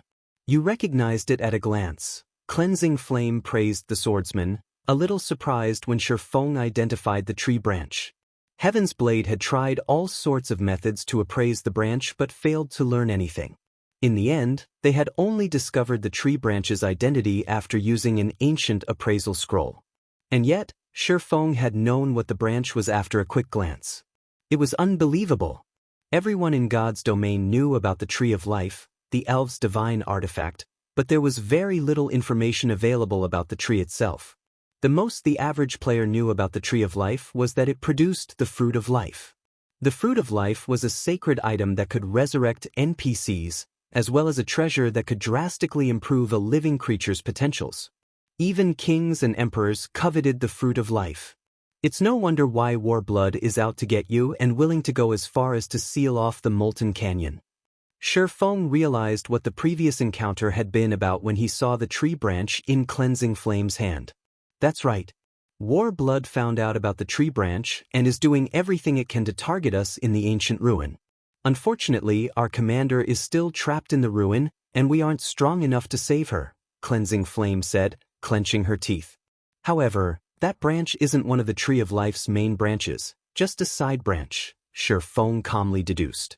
Moreover, I'm guessing that you have more than 2 or 3 side branches on your hands. I suspect you also have a main branch. How did you know? Cleansing Flame was flabbergasted. Only a handful of people in Heaven's Blade knew how many branches the adventurer team had and what kind they were. Although the Tree of Life's branches are precious, they're not valuable enough to push Warblood to such drastic measures. Besides, your willingness to offer a side branch as payment tells me that you have many more, Shifeng explained. At this point, no player in God's domain knew more about the Tree of Life than Shifeng. The Tree of Life's side branches were valuable treasures, each worth multiple pieces of level 100+ epic equipment. These side branches could be cultivated to grow into a Tree of Life, and as long as they did, it would produce Water of Life. The tree wouldn't produce much water of life, and it would take a long time, but the liquid was immensely valuable. It was, after all, one of the few items in God's domain that could resurrect an NPC. It was even effective on Tier 5 NPCs. However, cultivating a tree of life from a side branch wasn't easy, not to mention producing water of life. One would need to sacrifice astronomical resources to accomplish the feat. Even if Warblood wanted the side branch, it wouldn't be desperate enough to seal off the Molten Canyon to get it. The only explanation was that Heaven's Blade had acquired one of the Tree of Life's main branches. The main branches were extraordinary and even more valuable than ordinary legendary items. As long as one cultivated a Tree of Life from a main branch, the tree would be capable of producing Fruit of Life. Fruits of Life were just as valuable as fragmented legendary items. Thus, it was easy to imagine how valuable a Tree of Life, which could produce an endless supply of the fruit, would be. Even super guilds would sacrifice everything to get their hands on a main branch. Hearing Shifeng's explanation, realization dawned on Cleansing Flame. Shifeng's deduction was correct. Warblood had discovered that Heaven's Blade had a main branch from the Tree of Life, which was why it so furiously targeted Heaven's Blade. With no other choice, her commander, Zwei, had sent her with the side branch to find outside help. These branches weren't ordinary items, and they were guaranteed to drop on death. Her commander wouldn't have been in such a precarious position otherwise. If you're hoping that Zero Wing will save your commander just for a side branch, I'm afraid that I have to refuse. I'm sure you're aware of how crazy and powerful Warblood is, not to mention its partnership with Starlink. I doubt any superpower would be willing to offend Warblood. Even if you offered me 2 or 3 side branches, I'd have to refuse, Shifeng told Cleansing Flame with a serious look. However, it's not impossible to afford Zero Wing's help. We want one of the main branches. That's the bottom line to purchase Zero Wing's help in rescuing your commander. He did not particularly care about the Tree of Life's side branches. He could easily find replacements for the Water of Life. The main branch, however, was a different story. Not only could the main branch provide fruits of life, but it could also yield nuclei of life. The nucleus of life was one of the required materials to produce the broken steel set equipment. It was also the most difficult material to acquire. If he could secure a source of nuclei of life, he could forge his class set equipment. An epic class-specific set equipment. Even during his previous life, very few of the various superpowers experts had obtained epic set equipment. Most had only worn an assortment of epic equipment. With the broken steel set equipment, he could roam through the truly dangerous areas of God's domain and hunt down the 3 remaining fragments of Solomon's sword. With his current strength, he only had a 10% chance of surviving in these locations, and that was only because he had the disintegration armor, which could temporarily elevate him into a Tier 4 Sword Emperor. Without the disintegration armor, he had no chance of surviving whatsoever. Only an epic set equipment could increase his survival chances. Only the extremely lucky could find enough fragmented legendary items for the task, and he couldn't afford to rely on luck. A main branch. Cleansing Flame hesitated after hearing Shifeng's demand. As a mere team leader, she didn't have the authority to make that decision. Heaven's Blade had only secured 1 main branch, and if they gave it to Zero Wing, the adventurer team would suffer a huge loss.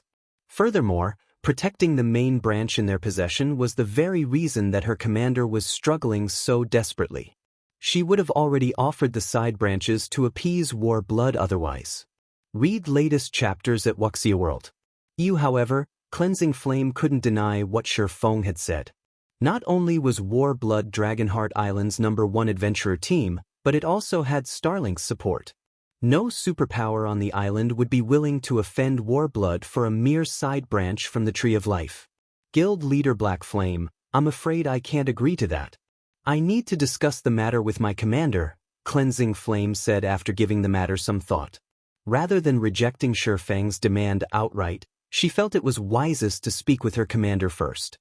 I understand, Shifeng said, not particularly surprised by Cleansing Flame's response. Cleansing Flame was only a team leader. How could someone of that rank possibly have the authority to make such an important decision? With Shifeng's agreement, Cleansing Flame logged out of God's domain to contact her commander offline. The offline messenger was the only way to communicate within Heaven's Blade now that Warblood had sealed off the Molten Canyon.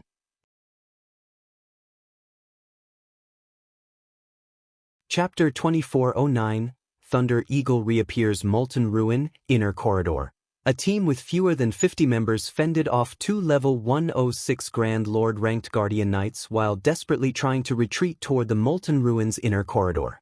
Although the team had so few members, as many as 8 of them were Tier 3 experts, including the female Guardian Knight that stood 9 meters tall and single-handedly held her ground against the 2 Grand Lords.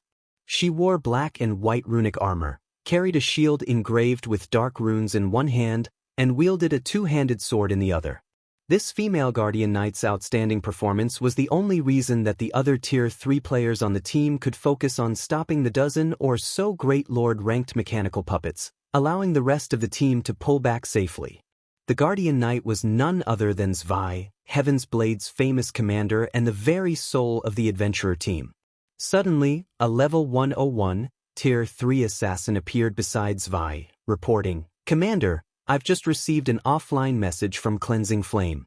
She says that she ran into Zero Wing's guild leader, Black Flame.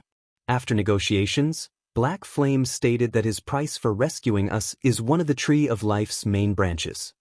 The team members fell silent when they heard the assassin's statement. What a big appetite! A level 102, Tier 3 berserker snarled. "We're fighting so desperately to survive in the main corridor to protect the main branch, yet Zero Wing wants it in exchange for saving us? If we just give it to Zero Wing, we'll have wasted all of our efforts." "That's right. We might as well offer it to Warblood or some other superpower. At least they'll have a better chance of saving us," a Tier 3 elementalist said, nodding in agreement. The rest of the team expressed their disapproval as well. They had gone to great lengths to protect the main branch. There was no way they'd hand it over to Zero Wing.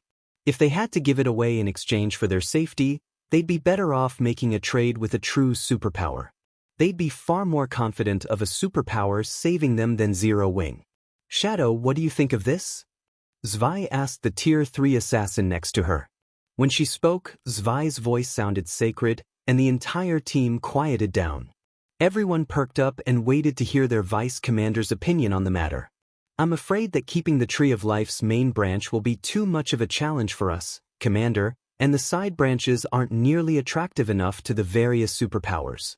No one will offend Warblood for a few side branches," Divine Shadow, the Tier 3 assassin, said. "However, I think we'll have more options if we use the main branch as a bargaining chip." "What do you suggest we do?" Zwei asked calmly. "We definitely cannot allow Warblood to benefit from our work. Zero Wing's help is negligible as well, and we can't rely on most superpowers. I've just received an offline message from 13 Thrones. I don't know how they found out, but they know we have the Tree of Life's main branch. They're willing to help us.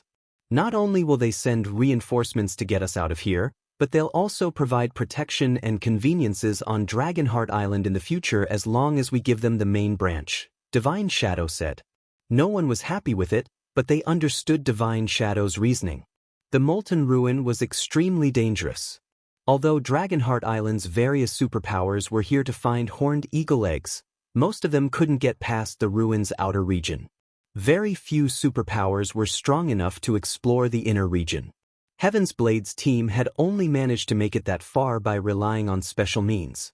Although Zero Wing's peak combatants were no weaker than those from the various superpowers, if the superpowers couldn't set foot in the inner region, Zero Wing's experts wouldn't be able to either. 13 Thrones was their only reliable option now.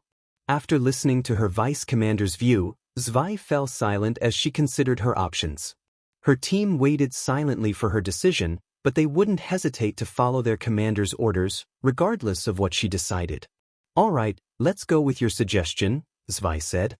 "I'll notify 13 Thrones then," Divine Shadow said as he prepared to back out of the game. "Notify Cleansing Flame as well. Tell her that if Zero Wing can reach us first, Heaven's Blade will offer Zero Wing the main branch. Tell 13 Thrones the same thing," Zwei said after giving the matter some thought. Understood. Divine Shadow nodded before disappearing from the corridor. Warblood was persistent in chasing their team in the inner corridor, and as they delved deeper into the Molten Ruin, they'd encounter more danger. Their team could only survive for a short time. They couldn't just rely on 13 Thrones' promise to save them. Moreover, Zero Wing had done the adventurer team a favor when it had saved Cleansing Flame's team. Outright refusing the guild wouldn't be wise. Although Zero Wing had a slim chance of reaching their team, at least it had a chance to compete against 13 Thrones with equal conditions. Once Divine Shadow had logged out, he notified Cleansing Flame and 13 Thrones representative of Zwei's decision. Whichever guild reached Zwei's team first would become Heaven's Blade's business partner. Meanwhile, Shifeng and his entourage rested in a dense forest within the Molten Canyon while they waited for Cleansing Flame to log back into God's domain. Guild leader Black Flame, if you can reach our commander before 13 Thrones, she'll agree to your demands. I hope you can understand. Cleansing Flame apologized after returning to the game. Naturally, 13 Thrones had more members in the Molten Ruin than Zero Wing. The superpower had long since dispatched a large force of experts to the ruin to search for honed eagle eggs.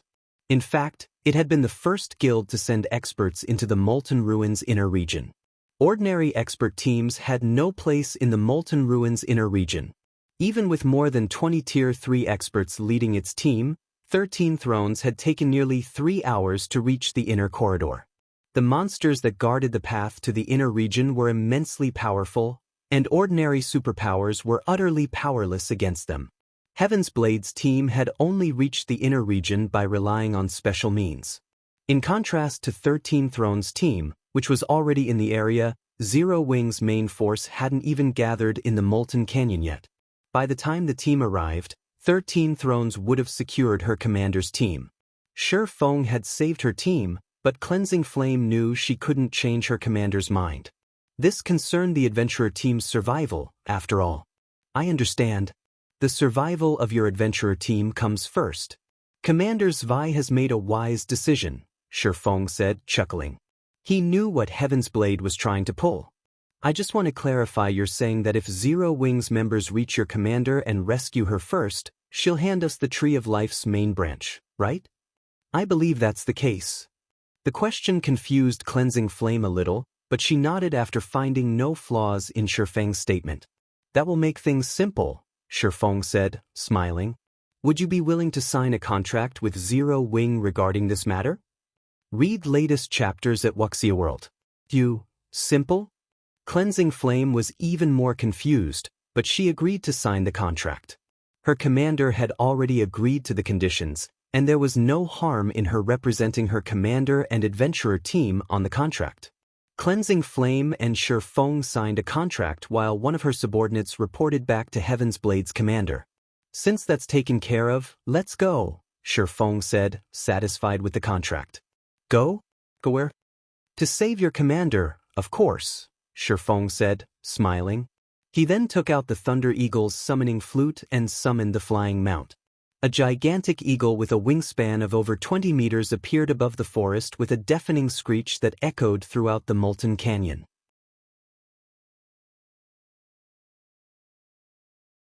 Chapter 24:10, Rescue Team? The surrounding players immediately noticed the Thunder Eagle's appearance. A flying mount. What a powerful flying mount. Based on its aura, it's as strong as a level 100 Great Lord. Too cool. When will I get to ride a flying mount like that? The various major powers fell into a heated discussion when they noticed the Thunder Eagle, visibly envious. If not for the fact that summoning flutes occupied a bag space and had an abysmally low chance of dropping, they would have charged forth to try to steal the flying mount. So, this is the rumored Thunder Eagle? Cleansing Flame stared at the massive bird of prey as it descended. Although the various superpowers, Heaven's Blade included, were searching for honed eagle eggs in the Molten Ruin, none of them had a clear idea of what a flying mount was. They had only ever seen the creature on a video. Seeing the Thunder Eagle in person, Cleansing Flame thought it was even more majestic than a private plane. Hop on. There are too many monsters on the way. We'll get there faster by air. Feng invited Cleansing Flame on the Thunder Eagle's back after jumping on himself. Although the Molten Canyon was a dangerous area, players could fly if they had the means. Feng had only refrained from using his flying mount because of how incredibly conspicuous it was. If he had flown into the Molten Canyon, everyone would have immediately realized that Zero Wing's guild leader was in the area. But he no longer cared about hiding his identity. The Tree of Life's main branch was of utmost importance, and the only way his small team would reach the Molten Ruin quickly was by flying on the Thunder Eagle. Moreover, since Warblood had sealed off the Molten Canyon, players within the canyon couldn't use their in-game communication system, which made it easier for Feng to hide his tracks. With Feng's invite, Cleansing Flame and the few surviving members of her team climbed aboard the magnificent Thunder Eagle. Once everyone was on its back, the Thunder Eagle flapped its wings and swiftly ascended several hundred meters into the air. It then flew straight toward the Molten Ruin. This flying mount is amazing, leader. If we could get a few for ourselves, our leveling speed would skyrocket. A level 101 assassin beside Cleansing Flame exclaimed as he watched the scenery pass below him. Indeed. With this movement speed and maneuverability, reaching distant level 100+ maps would be a lot easier, Cleansing Flame agreed, nodding. As she glanced down at the level 100+ monsters roaming the forest below, she, more or less, understood how beneficial a flying mount could be. It also explained how Zero Wing had become so powerful. If they had the help of a flying mount, they could explore and grind in a level 100 neutral map twice per day. They could spend nearly double the time grinding than if they traveled via land mounts. It was no wonder how Zero Wing had nurtured so many Tier 3 players so quickly. On the Thunder Eagle's back, the trip that should have taken them 2 hours was over in a dozen minutes or so. During that time, Cleansing Flame and her teammates had felt as if they were dreaming. It had taken them a lot of effort and plenty of sacrifice to fight their way from the Molten Ruin to the Molten Canyon's exit, yet without enduring a single battle, they returned to the ruin. They had even recovered some of their stamina during the trip as if their earlier battles had been nothing more than a passing dream. Guild Leader Black Flame, our adventurer team has thoroughly explored the Molten Ruin's outer region, so we know the path to the inner area. We can guide you there. We also have plenty of members stationed on the path to the inner area, so they should be able to help, Cleansing Flame suggested. Feng had saved her team, so she owed him a big favor. Since he intended to race 13 thrones to her commander, she would help him in whatever way she could. Moreover, they'd have a greater chance of victory with more players if they stumbled across Warblood's members. I'll have to trouble you then, Feng said. I'll contact them now. They should be assembled by the time we reach the cavern that leads to the inner region, Cleansing Flame replied. She then instructed one of her team members to log off and notify Heaven's Blade's other members within the Molten Ruin's outer region. Cleansing Flame then directed Feng and his entourage to the entrance of the Molten Ruin's inner region. In the Molten Ruin, even full teams of level 100+ experts in level 100 mysterious iron equipment risked a team wipe. The outer area was crawling with level 100 Great Lord ranked blue-eyed spiders. A team would occasionally come across level 100 Grand Lord ranked demonic flame spiders as well. These monsters were a major challenge for Tier 2 players. The blue-eyed spiders weren't a big issue, but only death awaited them if they ran into the demonic flame spiders. Fortunately, Cleansing Flame's team had long since familiarized themselves with the outer region, and they guided Feng's team around the Grand Lords. At most, the group dealt with a few blue-eyed spiders on the way. Feng's group hadn't even needed to lift a finger throughout the journey. Cleansing Flame and her team members used traps to slow the blue-eyed spiders down, which allowed the group to escape the monster's pursuit. After just half an hour, Feng and the others arrived in a town-sized cavern. Azure crystals decorated the cavern's ceiling, radiating a blinding light that illuminated the cavern. A steel tunnel that was more than a dozen meters across led out of one corner of the cavern. A frightening aura seeped from the tunnel, and Feng and his companions could even sense it from several hundred yards away. The aura was extraordinary. A Tier 1 player wouldn't even be able to approach the tunnel, and Tier 2 players would feel extremely uncomfortable as they got near, with the aura partially restricting their movements. However, quite a few players had gathered at the mouth of the tunnel. Shi Feng counted more than 10,000 players with a rough glance, all of which were from the various superpowers expert teams. These players were high-leveled and well-equipped. Quite a few of them were even peak experts, wearing multiple pieces of epic equipment. Shi Feng also spotted several dozen Tier 3 experts. Among the players, Shi Feng noticed a team wearing capes with Heaven's Blade's emblem. The team wasn't particularly large, with only a little over 100 members, but their equipment standards were very high. Many of the team members were experts in level 100 secret silver equipment. The team was also one of the more eye-catching groups standing near the tunnel. Yuluo, you guys sure got here quickly. We've rushed here as fast as we could, yet you still beat us, Cleansing Flame said to the Tier 3 female cleric leading Heaven's Blade's team in greeting. The female cleric was delicate and pretty. Although she had a small frame and looked harmless, none of Heaven's Blade's experts dared to look down on her. Rather, traces of fear and reverence flashed in their eyes when they looked at her. You're finally here. If you'd taken any longer, I would have challenged the path already, the female cleric named Yuluo said cheerfully when she saw Cleansing Flame. Read latest chapters at Wuxia World. You, Guild Leader Black Flame, let me introduce you. This is Yuluo, Heaven's Blade's chief cleric. She is one of the top 5 clerics on Dragonheart Island, Cleansing Flame introduced. Yuluo, this is Guild Leader Black Flame.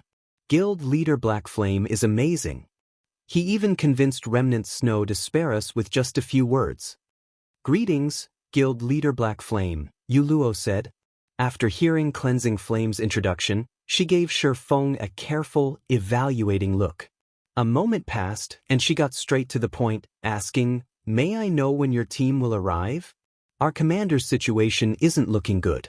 I'm not sure how much longer they can evade Warblood's pursuit. I'd like to move out as soon as possible." In consideration for the team in the Molten Ruin's outer region, Zwei had instructed Yuluo to remain in that area. As a result, Yuluo hadn't been able to help her comrades when Warblood's experts had attacked.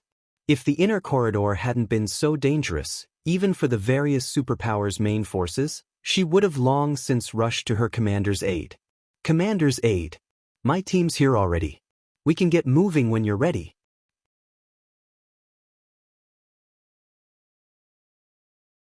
Chapter 2411 Commotion at the Molten Ruin. Shi Feng's statement stunned Heaven's Blade's members. Even Cleansing Flame and her team, who had led Shi Feng to the cavern, stared at him in shock, not to mention Yuluo and her people. The passage to the Molten Ruin's inner area was incredibly dangerous. Even superpowers sent teams of several hundred main force members to ensure the team survived the path, and their survival still wasn't certain. The superpowers teams that had made it through the path had merely gotten lucky. Cleansing Flame had assumed Shi Feng must have notified Zero Wings members within the Molten Ruin to join them. She had never thought that he intended to enter the ruin's inner region with just his 3 companions. It was utterly insane. Do you know how dangerous this passage is, Guild Leader Black Flame? Yuluo asked after taking a moment to calm down.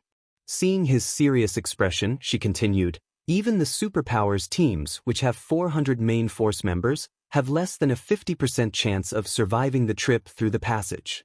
If you really intend to go in there with just 4 people, I'm afraid that I cannot accompany you.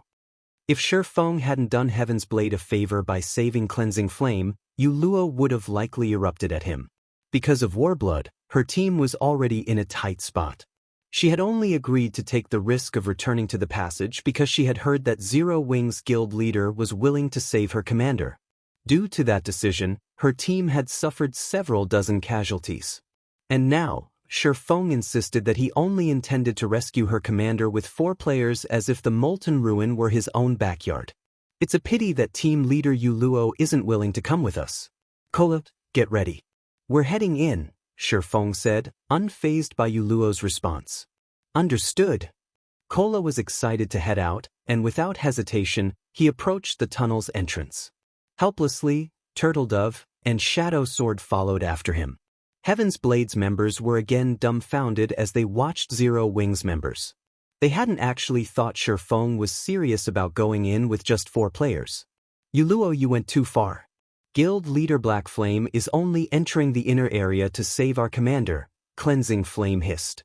Moreover, he's only recently arrived in the Molten Ruin. He doesn't know much about the ruin yet. This disagreement didn't bode well for either side. Luo wanted to rescue her commander as quickly as possible, and that would be easier with more allies, especially if those allies were Tier 3 experts like Shi Feng and his comrades. However, since Luo had taken her stance, Shi Feng's group wouldn't want to work with her team. I understand what you're trying to say, but you know that reaching the inner area is impossible with 4 players. It'd be better for us to look for other options, rather than waste our time trying, Luo growled back as she watched Shi Feng's departing figure.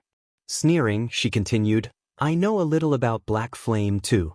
He has relied on his advantage as a Tier 3 player to suppress the various superpowers, but times have changed. Not a single superpower doesn't have a Tier 3 player now, yet most of them still can't get through that tunnel. Since Black Flame is so insistent, we should let him find out how dangerous that tunnel is. Once he hits a wall, he'll realize that he has to cooperate. If we don't, and he still insists on taking the lead, we'd be lucky if Zero Wings members aren't just extra baggage. Luo acknowledged that Shi Feng was a powerful individual, but they were talking about venturing deeper into the Molten Ruin, which was even more dangerous than level 100 neutral maps.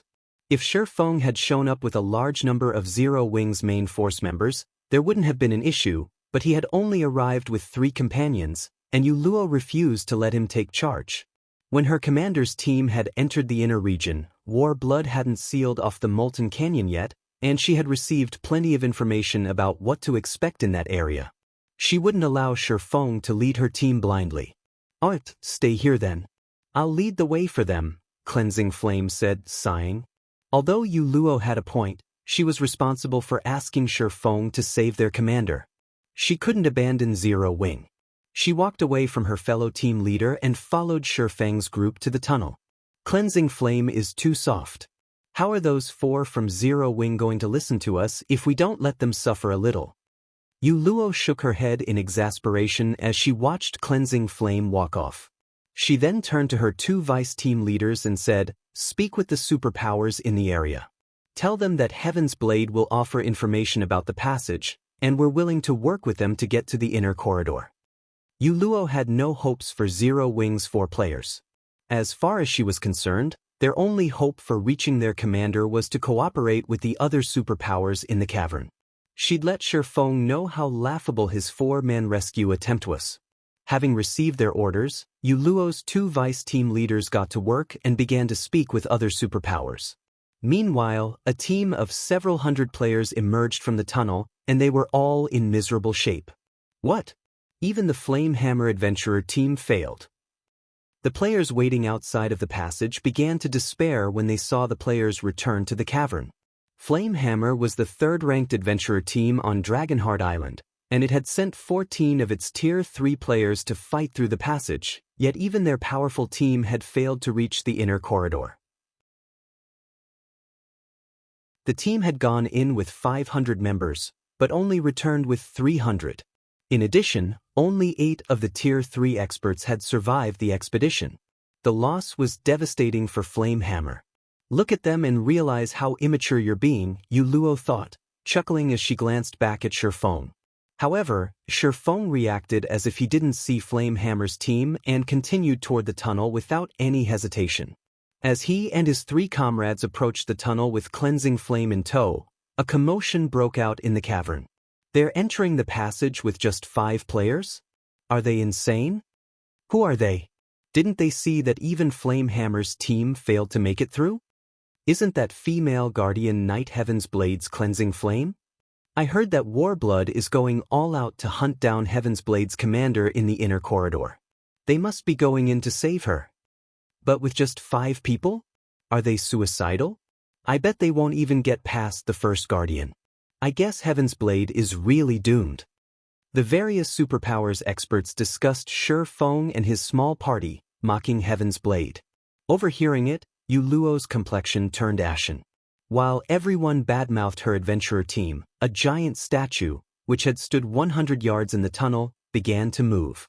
Primordial Guard, elemental creature, archaic species, Grand Lord, level 105 HP 2, 400, 000/2, 400, 000/000. When the various superpowers experts noticed the Primordial Guard, they were overcome with dread. A level 105 Grand Lord was already a very powerful foe. Even a tier 3 metric tons would struggle to tank a level 105 Grand Lord, and to make matters worse, the Primordial Guard was an archaic species. It had such overpowered strength that it could easily send a tier 3 metric tons flying with an ordinary punch. Moreover, players couldn't use berserk skills while inside the tunnel. Even if they activated their life-saving skills, tier 3 MTs would barely be able to tank the Grand Lord. Many teams had ventured into the tunnel, and every one of them had made plenty of sacrifices to hold the Primordial Guard, allowing the rest of the team to pass. Fortunately, the Primordial Guard only prevented players from entering the tunnel. It didn't prevent players from leaving. Otherwise, teams that retreated from the passage halfway through would have been in for another beating. I wonder if the 5 of them can last more than 20 seconds? 20? Are you kidding me? That's the Primordial Guard we're talking about.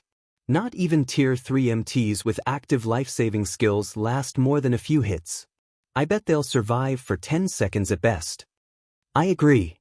While the players within the canyon chatted about how quickly they thought Shifeng's party would fall, the Primordial Guard had already reached the players in question. It was easily faster than a tier 3 assassin. Read latest chapters at Wuxia World. The Primordial Guard immediately raised a foot and kicked at Shifeng's party. The Grand Lord was a 12-meter-tall giant, and the foot it thrust at Shifeng's party was as large as a small house. Dodging the attack would be impossible for tier 3 players that didn't focus on agility builds. Boom! When the kick struck Shifeng's party, the very ground shook. Contrary to everyone's expectations, however, Shifeng and his companions didn't fly through the air. To the various superpowers experts' shock, the Primordial Guard's foot had stopped just before it had reached Shifeng and the others. Kola, the reason the kick had failed, remained steady in his original position.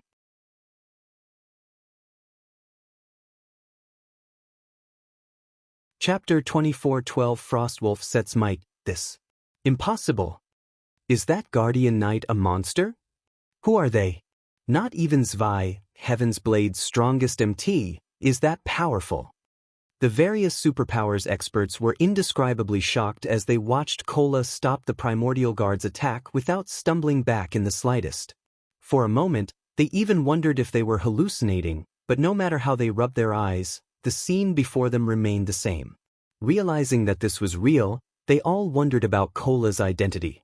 All of these players had personally experienced the Primordial Guard's strength. The Grand Lord's raw power was unstoppable. Only by rotating 3 or 4 tier 3 MTs could a team hold the monster off long enough for the rest of the team to slip by the Primordial Guard. And yet, Kola single-handedly stopped the Primordial Guard's attack, and he did so without relying on a life-saving skill. Why wouldn't they be shocked? Among the spectating players, no one was more shocked than Yu Luo. How is this possible? Yu Luo stared at Kola, unable to believe her eyes.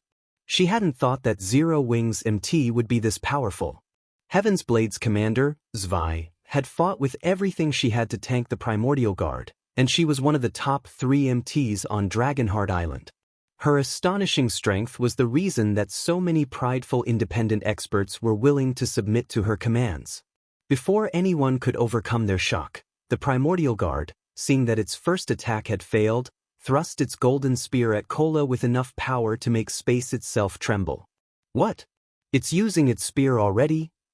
I thought it only used its spear once players had crossed the halfway mark. All of the players in the cavern were surprised by the Primordial Guard's second attack.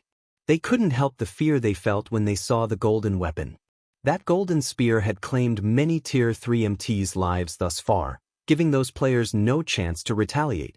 That spear was also the reason that so many superpowers teams had failed to pass the tunnel's first checkpoint. those that had only done so after suffering tremendous casualties. Come! In contrast, Kola was excited to see the weapon. He immediately raised his Titan Guard to greet the spear in battle. Boom! When the golden spear and Titan Guard collided, the resulting impact stirred an intense storm that spanned over several hundred yards. Kola stumbled back a step as a damage exceeding -30,000 appeared above his head. To Tier 3 MTs, who possessed nearly 1 million HP, -30,000 was practically negligible, especially for Kola, who had 1,540,000 HP thanks to his Frostwolf set and Titan Guard. Seeing Kola block the Primordial Guard's spear, a deathly silence descended on the crowd watching from the tunnel's entrance. Is that Guardian Knight even human? Could he be a Tier 3 NPC? Kola had nullified the Primordial Guard's full-powered attack so easily, and he had only lost a little over 30,000 HP in the process. His performance shattered everyone's understanding of Tier 3 MTs. Even the best Tier 3 MTs from the various superpowers could only tank level 100 Grand Lords. Tanking a level 105 Grand Lord would be a major challenge. Every 5 levels in God's domain was a minor turning point, after all, even for monsters. Yet, Kola had successfully stopped a level 105 Grand Lord ranked archaic species full-powered attack without using a single skill. He was definitely stronger than the best Tier 3 MTs the various superpowers currently possessed. Meanwhile, Yuluo was utterly flabbergasted. The biggest challenge in reaching the inner area was the Primordial Guard's golden spear, but Kola had blocked it and only taken negligible damage. Compared to Yuluo, however, Cleansing Flame, who acted as Shifeng's guide, was shocked senseless. Is this how Zero Wing was able to establish itself in a level 100 neutral map? Although Cleansing Flame knew that Shifeng and the others were very strong, she had never dreamed that they'd be this strong. Kola, stop fooling around. We're in a rush, Shifeng admonished, sending Kola, who was deliberately playing with the Primordial Guard to test the Frostwolf set's effects, a reproachful glance. Shifeng wasn't surprised in the slightest to see Kola stop the Primordial Guard so effortlessly. In fact, he would have been surprised if Kola hadn't stopped the Grand Lord's attacks. During Shifeng's past life, the Frostwolf set had been publicly acknowledged as a top 10 level 120 Dark Gold set equipment in God's domain. Even the various superpowers' old monsters had coveted the set. With this set, defeating a Grand Lord ranked archaic species of the same level would be child's play. Hearing Shifeng scold his MT, Cleansing Flame wanted to cry. If Kola's frightening performance was just him fooling around, what did that make Heaven's Blade's attempts to stop the Grand Lord? Kola only nodded and suppressed his excitement. He began to block the Primordial Guard's attacks seriously, employing techniques instead of relying on brute strength. The Primordial Guard attacked with its golden spear again, and in response, Kola accurately timed his counter and smashed his shield into the side of the weapon, diverting the spear into a nearby wall. This time, Kola didn't lose a single point of HP after blocking the attack. Kola then jumped up to the Primordial Guard's knee and slashed his saber twice. Combat technique, strength combination. The two rapid strikes merged and bit into the Grand Lord's joint. Boom! The powerful attack brought the Primordial Guard to its knees and opened a path that was large enough for a dozen players to pass side by side. Let's go, Shifeng said once the Primordial Guard was temporarily immobilized. Meanwhile, Kola raised his Titan Guard and slammed it down on the Primordial Guard as the Grand Lord was about to stand. Read latest chapters at Wuxia World. Tier 3 Legacy Skill, Dragon Strike. The phantom of a crimson dragon's claw struck down the guardian monster. Boom! The sound of an explosion echoed throughout the passage as the impact drove the Primordial Guard into the ground. The spectating crowd was speechless. They merely watched, silent, as Shifeng's party walked past the Grand Lord ranked archaic species unhindered, eventually disappearing into the tunnel.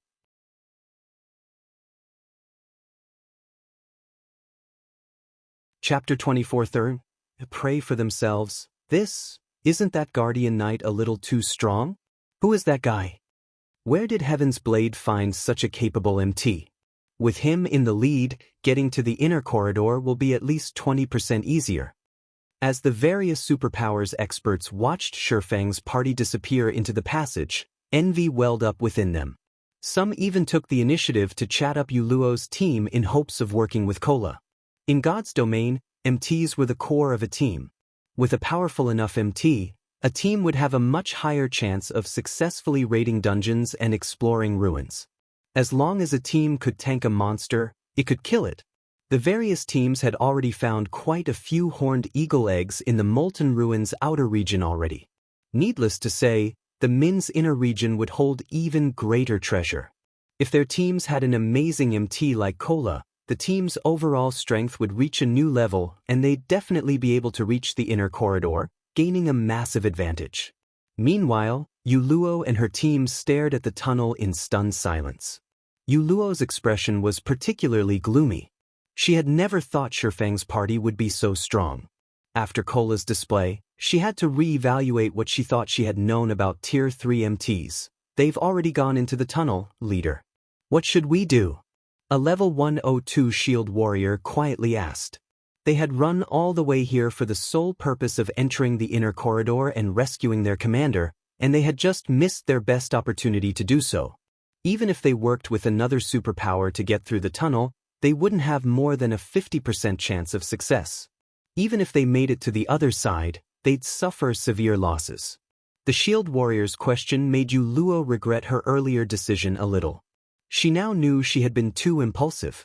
Had she followed Shifeng's party, her team would have already cleared the first checkpoint and had a much higher chance of reaching their commander. However, all they could do now was stand on this end of the tunnel and watch. But who would have expected Cola to be so powerful? So what if they've entered the passage?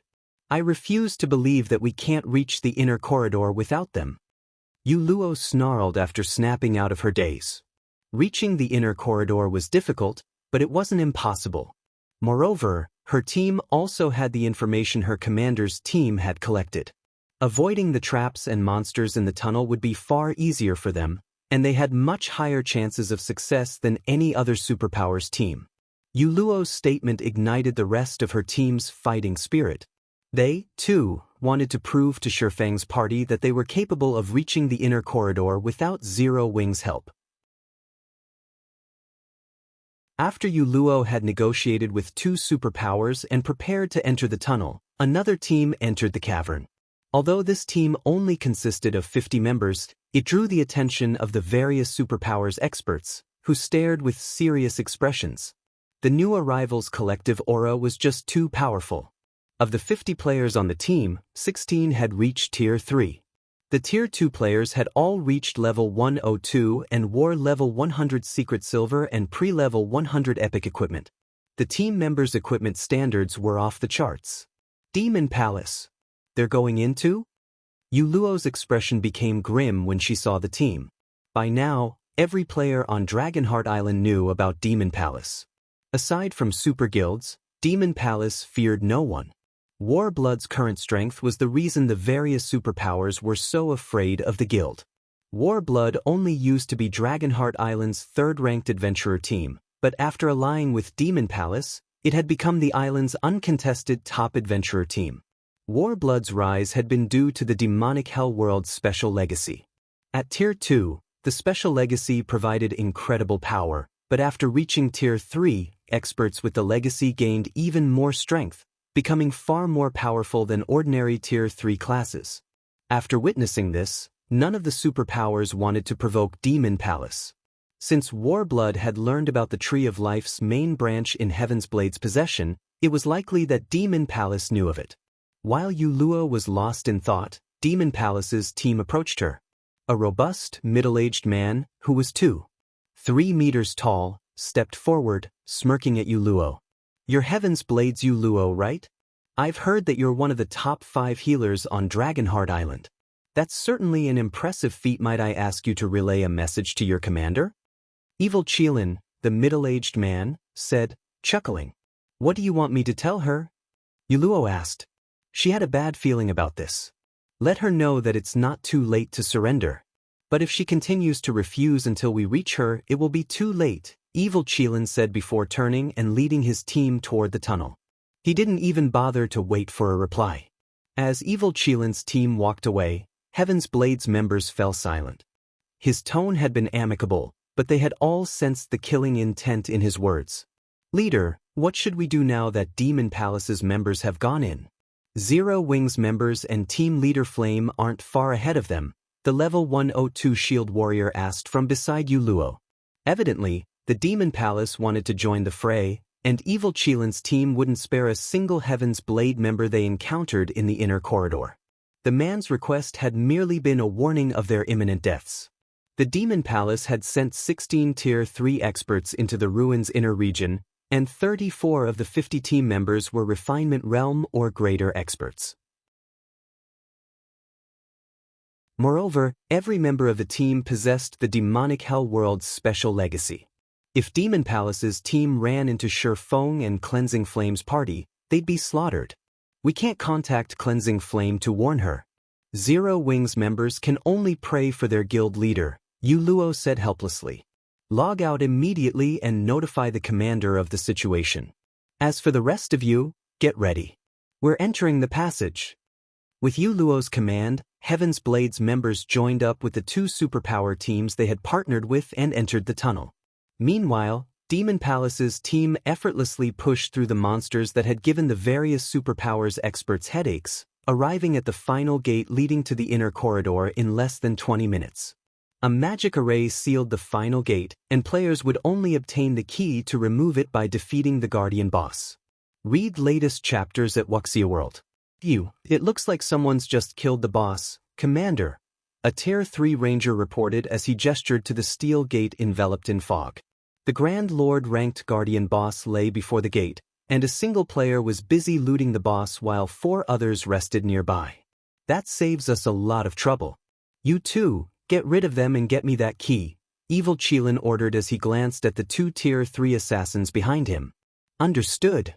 The assassins licked their lips in anticipation and entered stealth.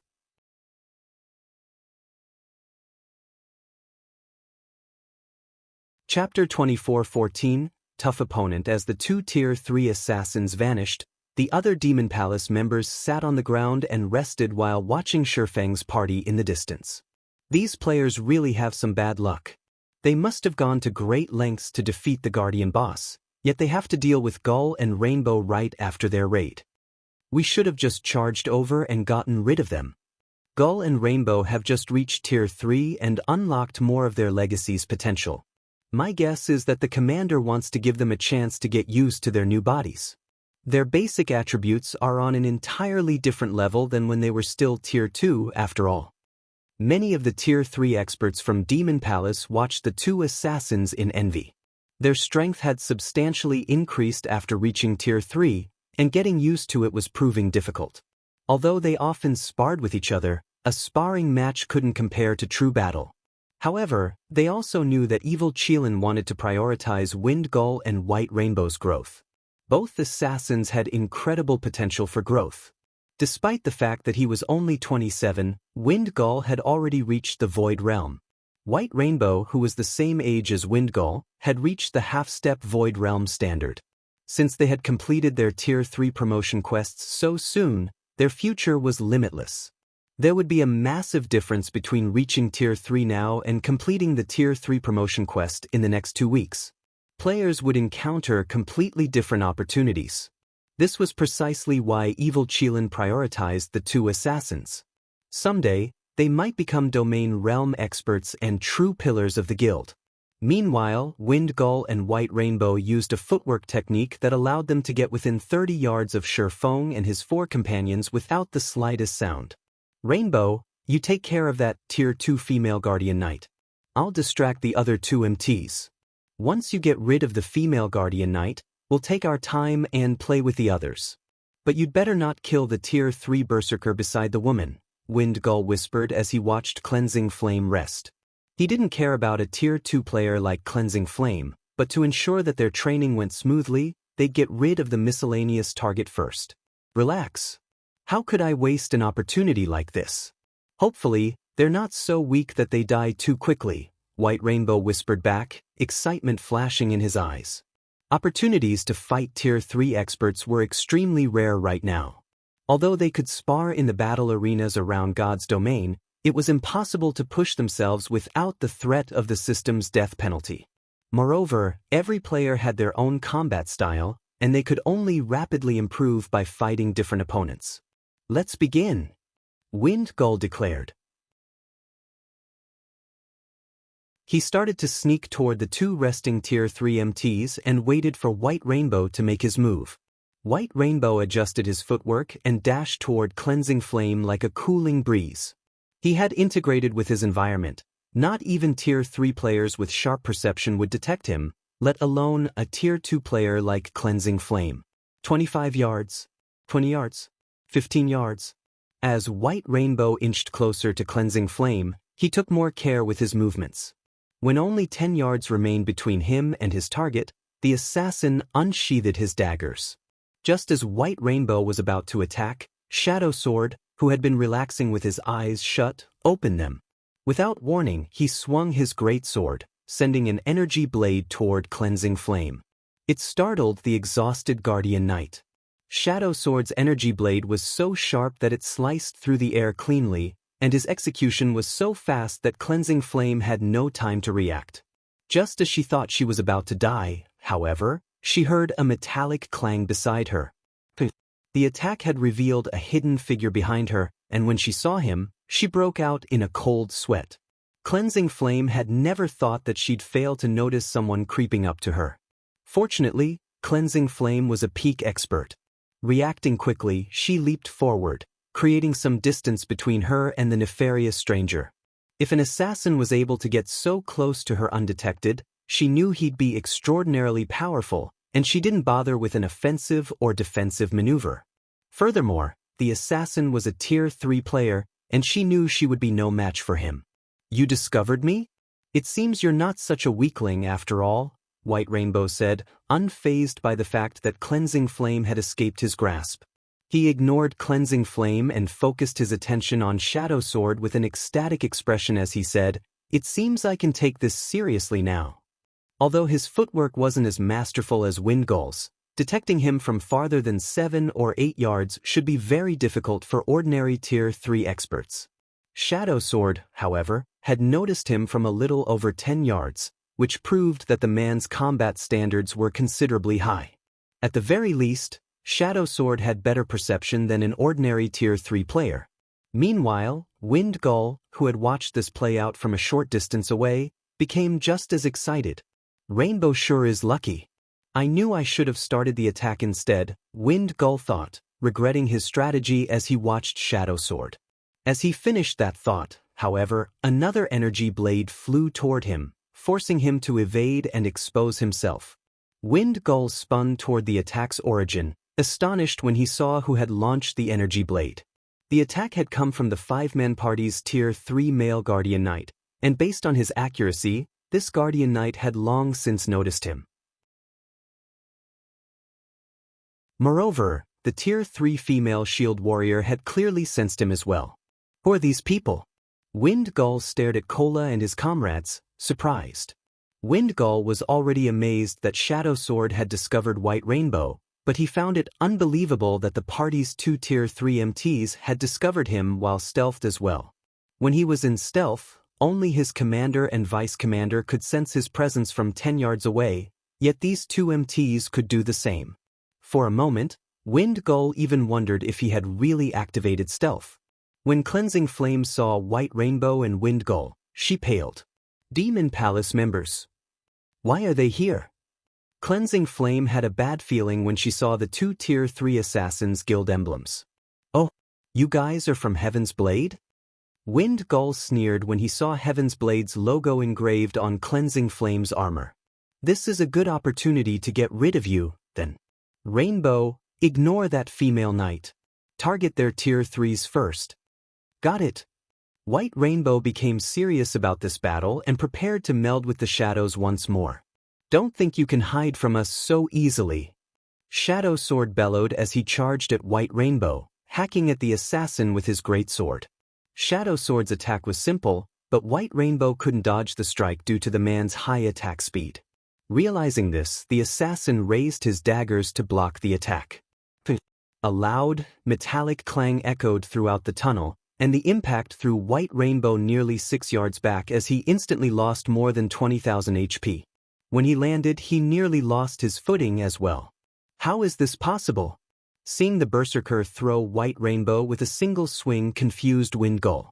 White Gull was familiar with White Rainbow's strength. Not even Tier 3 Berserkers would necessarily be a match for him, yet Shadow Sword had sent the assassin flying with a normal attack. It was simply unbelievable. By the time Wind Gull snapped out of his daze, Turtledove was already using Shield Bash against him. Not daring to be careless, Wind Gull used his short sword and activated his block skill. The moment short sword and shield collided, Wind Gull felt his hand go numb, and he stumbled 4 steps back. How is her strength so high too? The situation confused Wind Gull further. He understood how Shadow Sword had overpowered White Rainbow. The man was a Tier 3 Berserker, after all, but despite being a Tier 3 Shield Warrior, Turtledove's strength was on par with Shadow Sword's. Wind Gull began to wonder if this small party had suppressed his basic attributes somehow. Naturally, neither Shadow Sword nor Turtledove gave their opponents any room to breathe. They both launched fierce assaults, forcing White Rainbow and Wind Gull to defend themselves, and the two assassins fought desperately as they continued to lose HP. The other Demon Palace members, who watched from a safe distance, were stunned. What? They're actually pushing Rainbow and Gull back? Who are these people? They all knew how powerful the two assassins were. Both could effortlessly overpower ordinary Tier 3 players, and yet, White Rainbow and Wind Gull were clearly at a disadvantage. At this rate, they'd both die within a minute. Commander, I'm afraid that Rainbow and Gull won't last long, a handsome, white-haired youth surmised to evil Qilin when the two Tier 3 assassins had lost more than 1/3 of their HPs. If we let them die, they'll need a long time to recover.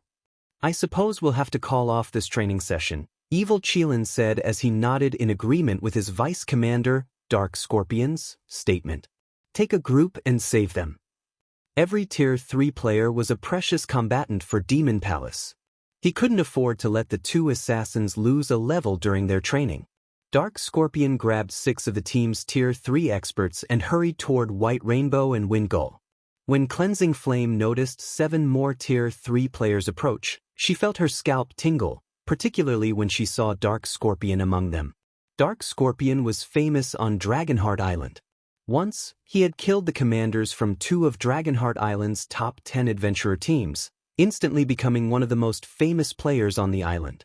Individually, he was even stronger than Heaven's Blade's commander, Zwei. If Dark Scorpion's group joined the fray, their party would be doomed.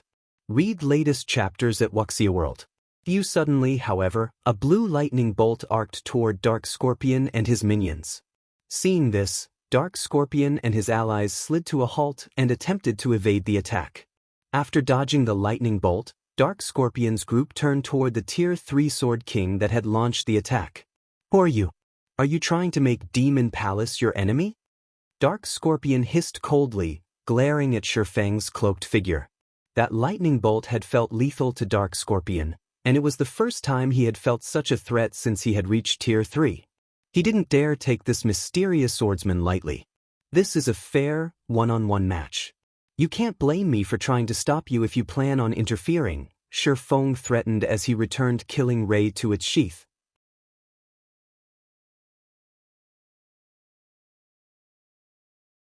Chapter 24:15, One strike. Since Shifeng wore a black cloak to conceal his appearance, a dark shadow hid his face. Combined with the Nightwalker's cape, no player could see his features. However, Dark Scorpion and his 6 teammates couldn't help but stare at Shifeng in astonishment after hearing his threat. They even wondered if they had misheard him. Cleansing Flame, on the other hand, nearly choked when she heard Shifeng's statement. She felt he had gone too far with his latest joke. He had practically asked Demon Palace to attack, throwing oil to the fire. Every member of Demon Palace was a battle maniac that had engaged in constant conflict in the demonic hell world. Nobody dared to provoke Demon Palace on Dragonheart Island, not even experts from super guilds. You really are something, kid. You actually dare to speak like that to our vice commander. Bold. You really are bold, This guy must think he's invincible since he's a Tier 3 player. The 6 Demon Palace members beside Dark Scorpion looked at Shifeng as if he were a fool. They had very nearly laughed at his statement. It was the funniest thing they had heard since joining God's domain. Dark Scorpion was a god of death in the Demon Palace. To get used to his Tier 3 form, he had killed over 30 Tier 3 experts after arriving on Dragonheart Island. Not even the various superpowers' old monsters had escaped his grasp and ended up dying. Not even Superpower's Vice Guild leaders had the courage to speak so boldly to Dark Scorpion, much less Heaven's Blade's commander. Interesting. You're the first person to stand against me since I've come to Dragonheart Island. Contrary to expectations, Dark Scorpion didn't explode in a rage. Rather, he smiled and said, "I want to see if you're so brave once we meet in battle." Weeping, seizing, get him. Without hesitation, a shield warrior and a berserker charged toward Shifeng. The two were well coordinated, and their movements were far more refined than Wind Gull and White Rainbow. As Weeping Soul and Seizing Soul moved, they left numerous afterimages in their wake. The afterimages continued to crisscross, making it difficult to determine where the two players were. If a player attacked the duo and missed, they'd face a ruthless counterattack. Dread filled Cleansing Flame as she watched from afar. The two Tier 3 assassins had already revealed their very high combat standards, but compared to the Shield Warrior and Berserker, they were children. Cleansing Flame knew she wouldn't be a match for either of them, even after reaching Tier 3. How does the Demon Palace have so many powerful experts? Cleansing Flame couldn't pinpoint where Weeping Soul and Seizing Soul were. She could only watch as the duo darted toward Shifeng. Once the duo was within 20 yards of Shifeng, however, the swordsman moved. A resplendent arc of lightning flew toward the Berserker and Shield Warrior. Secret technique, lightning flash. Shifeng had merged all 17 sword lights perfectly. Weeping Soul and Seizing Soul instinctively knew that they couldn't evade the incoming lightning arch, and they both activated a Tier 3 skill to block the attack. Boom! A deafening boom echoed throughout the passage, and both Weeping Soul and Seizing Soul shot backward like bullets, their arms and weapons violently vibrating. Both players were covered in scorch marks and had lost more than half of their HPs. Seizing Soul, the Tier 3 Berserker King in particular, was an inch from death's door. A random strike would be enough to send him to his grave. The duo crashed to the ground, and silence filled the passage. Demon Palace's members stared with grim expressions. Weeping Soul and Seizing Soul were veteran peak experts. Their strength ranked among the top 10 of the 50 players on their team. If they hadn't been so powerful, Dark Scorpion wouldn't have sent them to attack someone who could even threaten him. And yet, not only had Shifeng repelled the duo with one attack, but he had also devoured most of their HPs. His strength could definitely be described as horrifying. Not even Dark Scorpion could accomplish such a feat. Meanwhile, the Demon Palace members watching from a distance stared at Shifeng with dropped jaws. They had never thought the swordsman would be powerful enough to suppress two veteran peak experts. Who is this guy? He tossed two Tier 3 peak experts away with a single move. He can likely even rival 13 Thrones' Crazed Sword. Could he be 13 Thrones' Crazed Sword? Demon Palace's members were overcome with confusion and surprise as they looked at Shifeng. This was the first time since the duo had reached Tier 3 that they had seen anyone defeat Weeping Soul and Seizing Soul so thoroughly. When those two worked together, they could even force a Tier 3 domain realm expert into a corner. Shifeng, however, had overwhelmed both of them. Even on Dragonheart Island, there were very few with Shifeng's strength. Based on their information, it seemed that 13 Thrones intended to offer its help to Heaven's Blade.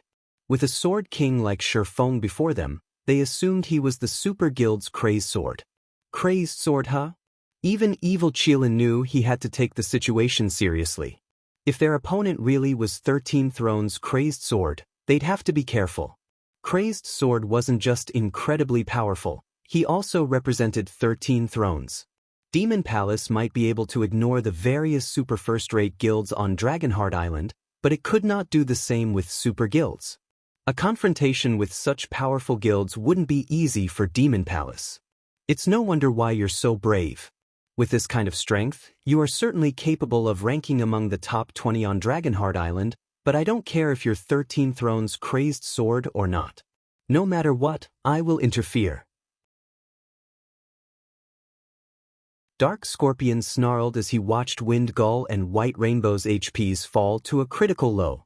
He immediately removed the two greatswords from his back and brandished them at Shifeng.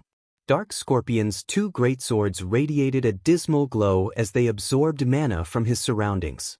The weapons also exerted a weak force on all players in the vicinity, pulling them towards the blades. The Vice Commander is finally making a move. With his strength as a Tier 3 demonic fighter, not even 13 Thrones crazed sword is his match. When Dark Scorpion appeared above Shifeng like a phantom, merging his greatswords into one gigantic blade, his comrades' eyes glowed with excitement.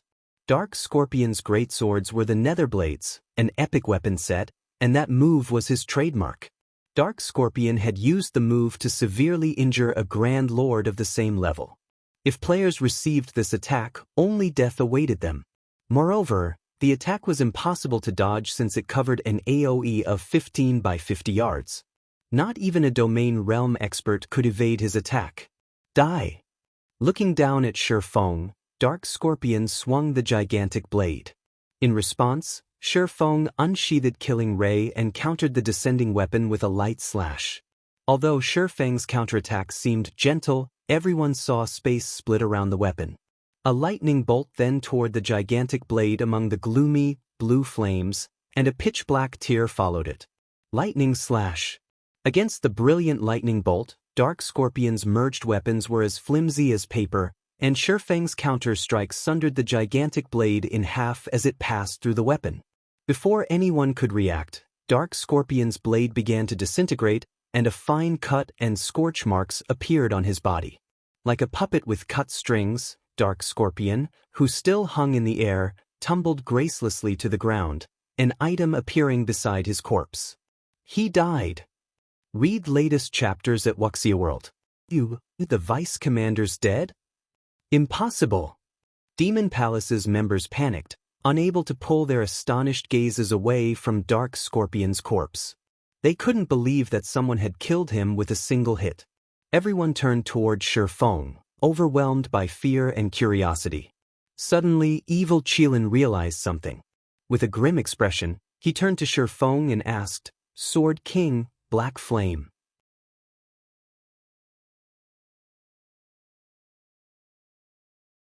Chapter 24:16, One Axe, One Sword. As evil Qilin's question hung in the air, Demon Palace's members fell silent. Their jaws hung open, and they couldn't process the possibility. They had heard Black Flame's name before. Not long ago, their vice guild leader had tried to secure Zero Wing's Stone Forest City to help the guild's peak experts develop rapidly. Naturally, as members of Demon Palace's main force, they had heard about the situation. However, they had never thought that Black Flame would be this strong.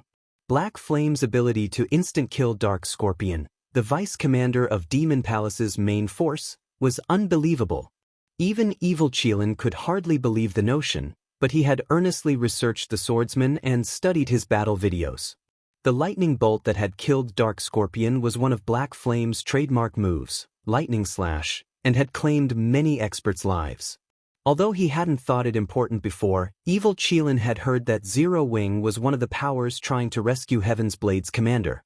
Seeing Lightning Slash and the swordsman's obvious relation to Heaven's Blade, evil Qilin could only think of Zero Wing's Black Flame. "That's right.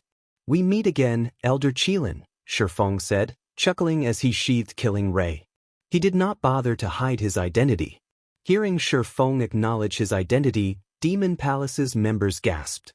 Zero Wing's Black Flame is this strong? They considered Zero Wing to be a mere upstart guild that was lucky enough to secure a treasure trove like Stone Forest City, which, in turn, allowed the guild to nurture Tier 3 players sooner than other powers. Although Zero Wing's guild leader was the first player to reach Tier 3, they thought he had lost his advantage now that the various superpowers had Tier 3 experts of their own. As for Shifeng's identity as the 30th ranked player on the God's Domain experts list, that was of no concern. The various superpowers had an agreement with the secret pavilion that it would only display information about a small number of their experts. No one wanted to reveal all of their cards. If not for this agreement, the various superpowers would have ganged up on the secret pavilion and removed it from the virtual gaming world. To put it simply, the God's Domain experts list wasn't a reliable way to determine an expert's strength. And yet, Shi Feng had instant-killed Dark Scorpion, who ranked among the top 30 on Dragonheart Island. The situation destroyed everything they thought they knew about Shi Feng. This swordsman was clearly powerful enough to rank among the top 10 experts on Dragonheart Island. With such strength, they couldn't afford to take him lightly. Numerous superpowers operated on Dragonheart Island, and quite a few of them were super guilds. Even the weakest power on the island was on par with a first-rate guild. Dragonheart Island was a hub for peak experts, and not a single individual who could rank among the island's top 10 experts should be underestimated. Of course, that did not mean that Demon Palace feared Shi Feng. Evil Qilin could also rank among the top 10 experts on Dragonheart Island. If it came down to an actual fight, Shi Feng's victory wasn't guaranteed. Furthermore, they had far more Tier 3 experts than Shi Feng's little group of 5. Guild Leader Black Flame, my subordinates behaved rashly.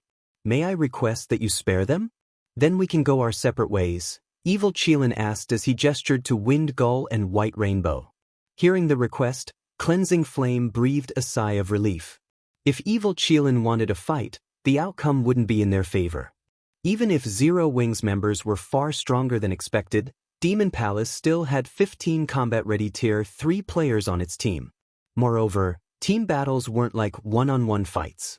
Evil Qilin had 2 Tier 3 healers with him, whereas they didn't have a single healer, and would have to rely on potions and items with healing skills. I've already said that this is a fair, one-on-one match. I don't care if they acted rashly or not. If they want to leave, all they have to do is die once. Shi Feng refused, chuckling. As he did, a chilling atmosphere enveloped the area. Are you so unwilling to give the matter a little consideration on behalf of this old man, Guild Leader Black Flame? Evil Qilin's question was laced with killing intent, and he watched Shi Feng with narrowed eyes. Shi Feng was stronger than he had expected, and Evil Qilin had to admit that the swordsman qualified to be treated as an equal. But that was all. At most, Shi Feng was only his equal. Do you think you can just come and go as you wish? You think too highly of yourself, Elder Qilin, Shi Feng responded, unfazed by the other man's hostility. I'll repeat myself. I won't just sit by and watch you interfere. Good. Very good. I see you're willing to fight, Guild Leader Black Flame. Evil Qilin's expression darkened. Suddenly, he radiated dense mana as if the demon god had just arrived. Evil Qilin was a much stronger demonic fighter than Dark Scorpion. Commander, we shouldn't waste words on him. If we don't teach him a lesson, he'll think that he can provoke Demon Palace with impunity just because he's strong enough to rank among the top 10 experts on Dragonheart Island. A tall, beautiful woman, another demonic fighter, hissed coldly. The rest of the team's Tier 3 players nodded in agreement. Shi Feng was simply too arrogant. Aside from super guilds, no power on Dragonheart Island dared to disrespect Demon Palace. Shi Feng was clearly tired of living by refusing to show Evil Qilin the respect he deserved. Since you insist, show me your moves, Guild Leader Black Flame. Evil Qilin then pulled the two-handed war axe from his back. The weapon was nearly as long as Evil Qilin was tall, and when he held it in his grip, emerald flames ignited on the axe's blade, radiating an intense heat. The flames were so hot that space around the war axe blurred. A legacy weapon? Shi Feng was a little surprised to see how perfectly Evil Qilin integrated his strength with the Crimson Axe. Legacy weapons were very rare and usually stronger than ordinary epic weapons. Aqua Rose's Sea Dragon Staff was one such example. Although Evil Qilin's axe wasn't as powerful as Aqua Rose's Legacy Staff, it should still be a top-tier epic weapon. Combined with his special legacy, Evil Qilin's strength could likely rival that of a Grand Lord of the same level. Evil Qilin then transformed into a blazing meteor as he charged at Shi Feng. The older man was even faster than Tier 3 assassins. Before anyone could react, Evil Qilin was within 10 yards of Shifeng, leaving a blazing trail behind him. So strong. Is he really just a Tier 3 player? Cleansing Flame could not help but gasp when she saw the attack. Evil Qilin's aura was even more intense than her commander's. She couldn't even muster the courage to resist him as his aura washed over her. Once he had reached Shifeng, Evil Qilin raised his axe and swung. The weapon transformed into 7 flame serpents, assaulting Shifeng from multiple directions. Bronze combat technique, Flame Serpent. As if the 7 flame serpents were alive, they each traveled along a unique trajectory. They contained enough strength that space around them trembled. It was no exaggeration to say that every one of these flame serpents rivaled Dark Scorpion's prior full-powered blow. Even Demon Palace's Tier 3 experts were surprised, not to mention Cleansing Flame. None of them had realized how powerful their commander truly was. However, Shifeng did not panic as the 7 flame serpents flew toward him. Rather, he leisurely unsheathed the abyssal blade and killing array, casually swinging the weapons. Immediately, a galaxy of stars manifested around him. Swords orbit. The sounds of one explosion after another echoed throughout the passage. In the end, Shifeng used Swords orbit to strike down all 7 flame serpents. Not only hadn't the flame serpents reached Shifeng, but the resulting impacts had forced Evil Qilin to stumble half a step backward. Since you've finished your attack, it's my turn. Seizing the moment after Evil Qilin's attack, Shifeng executed Lightning Flash. Unlike earlier, he now executed the technique with both of his swords, so he could focus more of his strength into the attack than his speed. Read latest chapters at Wuxia World. U-17 swords lights flash toward Evil Qilin, transforming into arcs of lightning. Evil Qilin's heart skipped a beat as he stood against the attack. He could sense that every arch of lightning was more powerful than his flame serpents. He gripped his axe tightly and swung it in a horizontal arc, activating his Tier 3 legacy skill, Demonic Gale. A pitch-black storm formed before him, clashing with the blue lightning. Boom! When the two collided, Evil Qilin's storm dissipated instantly.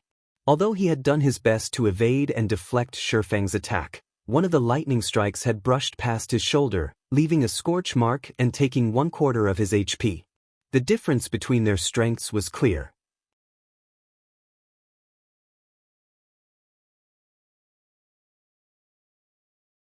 Chapter 24:17. Overwhelming Tier 3's Demon Palace's members were stunned when they saw how much HP Evil Qilin had lost. They had never dreamed that their commander would be at a disadvantage against Shifeng. Not even the commander is a match for him. How high are Black Flame's attributes? Shocked, Demon Palace's members turned toward Shifeng. They were Demon Palace's main force members, experts among experts in their guild. Even the weakest of them had reached the peak of the refinement realm. They could all recognize the difference between two fighting players' strength. In terms of combat standards, Evil Qilin and Shifeng were matched. Both were domain realm experts. Their physical control was exceptional, and they could make the best judgments based on their surroundings. Their combat standards were nearly impossible to beat. However, Shifeng was considerably faster and had much higher strength than Evil Qilin. Despite sharing the same standard of skills and combat techniques, the combat power those two had displayed thus far was on completely different levels. The difference between their reaction speed was glaringly noticeable, which was precisely the reason that Evil Qilin had failed to dodge all of Shifeng's lightning arcs. The members of Demon Palace's main force knew exactly how high Evil Qilin's basic attributes were. Even at Tier 2, his attributes had been high enough to rival that of ordinary Tier 3 players. Naturally, his basic attributes had reached even greater highs now that he had reached Tier 3. It was no exaggeration to call him a humanoid monster. And yet, Evil Qilin's basic attributes were no match for Shifeng's. They couldn't fathom how Shifeng had obtained such inhuman attributes. Meanwhile, Cleansing Flame, who watched from afar, could do nothing but gape. Is this guild leader Black Flame's true strength? Evil Qilin was one of the top 10 experts on Dragonheart Island. Not even Zwei was his match, yet Shi Feng had overwhelmed such an expert. That swordsman might even be able to contend with the peerless monsters that ranked among Dragonheart Island's top 3 experts. Even Superpowers Guild leaders were afraid of the top 3 monsters on the island. All 3 were capable of destroying a Superpowers expert legion by themselves. They were practically invincible on Dragonheart Island. At that moment, Cleansing Flame finally realized why Shi Feng had dared to mount a rescue mission with only 4 people. With his strength, he certainly was capable of rescuing her commander. After stumbling back half a step, Evil Qilin stared at Shi Feng in astonishment. How are his basic attributes higher than mine? Confusion overwhelmed Evil Qilin as he looked at Shi Feng.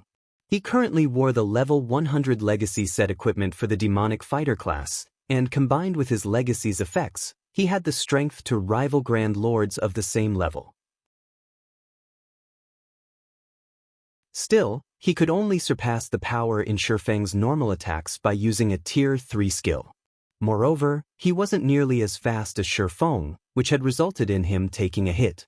However, Shi Feng didn't stop after pushing Evil Qilin back. He immediately thrust the Abyssal Blade at the Demonic Fighter. Tier 2 skill, Shadow Blade.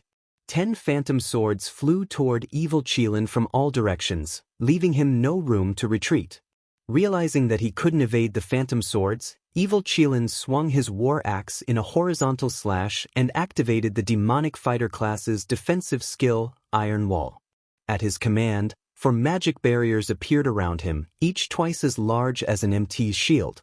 Evil Qilin controlled the barriers to circle him in a unique trajectory. Advanced Defensive Combat Technique, Firm Wall. The 10 phantom swords slammed into the magic barriers, which trembled violently from the impact. The blows even forced Evil Qilin to stumble backward again. 2 hits, 3 hits. Each hit felt like the blow of a massive hammer, and the barrier's mana density steadily drained. On the 9th attack, 2 of the phantom swords merged, thrusting at one of the magic barriers. Boom! With the sound of an explosion, the magic barrier shattered. It broke? Evil Qilin watched one of his barriers shatter with wide eyes. Not even the Primordial Guard's golden spear had been able to break through the magic barriers he summoned with his legacy defensive skill, but Shi Feng had shattered it with 1 hit. It was simply unbelievable. That blow had also forced Evil Qilin to stumble another 2 steps back, but this time, he failed to maintain his stance. Not only did he reveal holes in his defense, but the impact had also made his defensive skill unstable. Taking advantage of the opportunity, Shi Feng thrust Killing Ray at his opponent, and the sacred sword slid through Evil Qilin's weak point, heading straight for the demonic fighter's forehead. Shi Feng's attack was far too fast for Evil Qilin to evade or defend, and as a result, he could only take the direct hit. If Killing Ray found its mark, the attack would be fatal. God's Domain had undergone so many updates, and now, injuries would affect players' performance in battle. If players injured their arm, for example, the limb would be difficult to control for a while. If players received a head injury, their perception and total physical control would suffer. Evil Qilin was no match for Shi Feng's reaction speed in the first place. If he lost even more reaction speed, he'd be a lamb for the slaughter. Just as Killing Ray's tip was about to slice into Evil Qilin's forehead, an icy greatsword enveloped in azure flames descended from above and landed between Shi Feng and his opponent. The interruption halted Killing Ray's advance, giving Evil Qilin room to breathe. Mana control. When Shi Feng saw the disintegrating greatsword, he couldn't help but glance at the female demonic fighter that was walking toward him. Demonic fighters in God's Domain fell into 2 main categories. The first type of demonic fighter used mana to amplify their strength, while the second type wielded mana as a weapon. Both Dark Scorpion and Evil Qilin were strength-type demonic fighters. This female demonic fighter, however, was a control type. The icy greatsword reappeared in the female demonic fighter's hand, radiating a bone-chilling cold that plummeted the temperature in the tunnel. "I'm coming, Commander. Let's see if he can stop us together." Twilight Dawn, another vice-commander from Demon Palace's main force, shouted as she began to manipulate her icy greatsword again. The weapon split into 6 smaller swords of ice that spun around Shifeng. Advanced combat technique, Windwheel. Evil Qilin did not reject Twilight Dawn's help. He now knew that he couldn't defeat Shifeng on his own, and defeating the swordsman was of the utmost importance. If they lost here, the prestige Demon Palace had earned on Dragonheart Island would vanish. Following which, Evil Qilin raised his war axe and leaped into the air. He then smashed the axe down on Shifeng, transforming the weapon into a blazing meteor mid-swing. The meteor carried so much power that space around it began to fragment. Tier 3 Legacy Skill, Falling Strike. With the commander and vice commander working together, Black Flame is dead for sure. Demon Palace members regained their confidence and excitement as they watched the blazing meteor and ice swords fly toward Shifeng. Twilight Dawn might not have as much combat power as Dark Scorpion, but her coordination with Evil Qilin was far better. With attacks coming at him from all directions, Shifeng wouldn't come out unscathed. Not bad.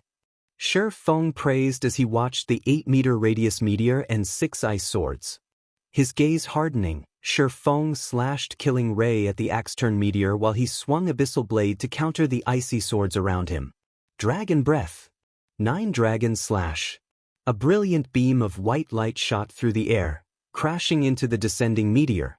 When the two attacks collided, bright light illuminated the tunnel as if the sun had just appeared. After a brief moment, the white beam devoured the blazing meteor. A black figure shot back from the beam like a bullet, crashing into the tunnel's wall and cracking the stone. The figure was none other than Evil Qilin, and after that blow, his HP had dropped to a critical low, leaving the man hovering between life and death. Meanwhile, 21 Abyssal Blade Phantoms created a massive cluster of stars as Shifeng used Sword's orbit to stop Twilight Dawn's Windwheel. None of her icy swords could get within 10 yards of Shifeng. Furthermore, Shifeng controlled 3 of the Phantoms in an attack against Twilight Dawn. Despite her attempts to dodge and block the weapons, her HP plummeted throughout the fight. Seeing this, Demon Palace's members fell deathly silent. Not only had their commander and vice commander failed to suppress Shifeng, despite working together, but the swordsman also had turned the tables and suppressed them both. Just how strong is he? So, this is the Sword King? Demon Palace's members shuddered as they watched Shifeng. Not even Dragonheart Island's top 3 monsters could overwhelm Evil Qilin and Twilight Dawn to this extent. This won't do. At this rate, those 2 are going to die. It seems we have no choice but to attack as a group. He may be a monster, but we have so many tier 3 players on our side. How many skills can he possibly have? That's right. If we let him kill our commander and vice commander, the reputation we've built on Dragonheart Island will be in tatters. Shifeng's performance scared Demon Palace's members, but quite a few of them were peak tier 3 experts. If they worked together, whittling Shifeng down and killing him was entirely possible. Fights between tier 3 players largely relied on tier 3 skills and spells, and they had healers on their team, whereas Shifeng didn't. When she saw the rest of Demon Palace's team rush toward the fight, Cleansing Flame paled. Are they really going to fight to the end? As she watched Demon Palace's healers restore Evil Qilin and Twilight Dawn's HP, Cleansing Flame desperately wished she was a healer herself. Read latest chapters at Wuxia World. Despite the rest of Demon Palace's members dashing toward him, Shifeng retained his composure. He simply sent them an uninterested glance. Very good. A grin spread across Shifeng's face as he replaced Killing Ray with the Twilight Blade. It seems that you think I'll be a pushover if you can outnumber me. Shifeng then activated Twilight's Shadow and Twilight of the Gods. Shifeng suddenly split into 8 physical copies, and they all quietly watched Demon Palace's members. Let's begin the 3rd round then.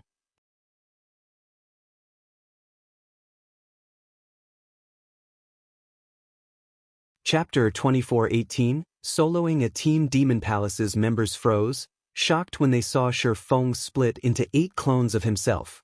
I'm impossible. This can't be real. That's right. This must be a trick. These doppelgangers must be fake. The Demon Palace members felt stifled as they stared at Shifeng's doppelgangers. One of him had already been more than enough to suppress evil Qilin and Twilight Dawn. Seeing 8 copies of the swordsman was enough to push them to the brink of madness. Demon Palace's members couldn't believe their eyes. They only had 15 Tier 3 players left standing, and 2 of them were tied up with 0 Wings members. That left them with only 13 Tier 3 players. Against 8 monsters like Shi Feng, they wouldn't even have a chance with 30 Tier 3 players, much less 13. Don't let him mislead you. Twilight Dawn shouted at her team members. He may have split into 8, but his doppelganger's basic attributes can't be as high as his normal bodies.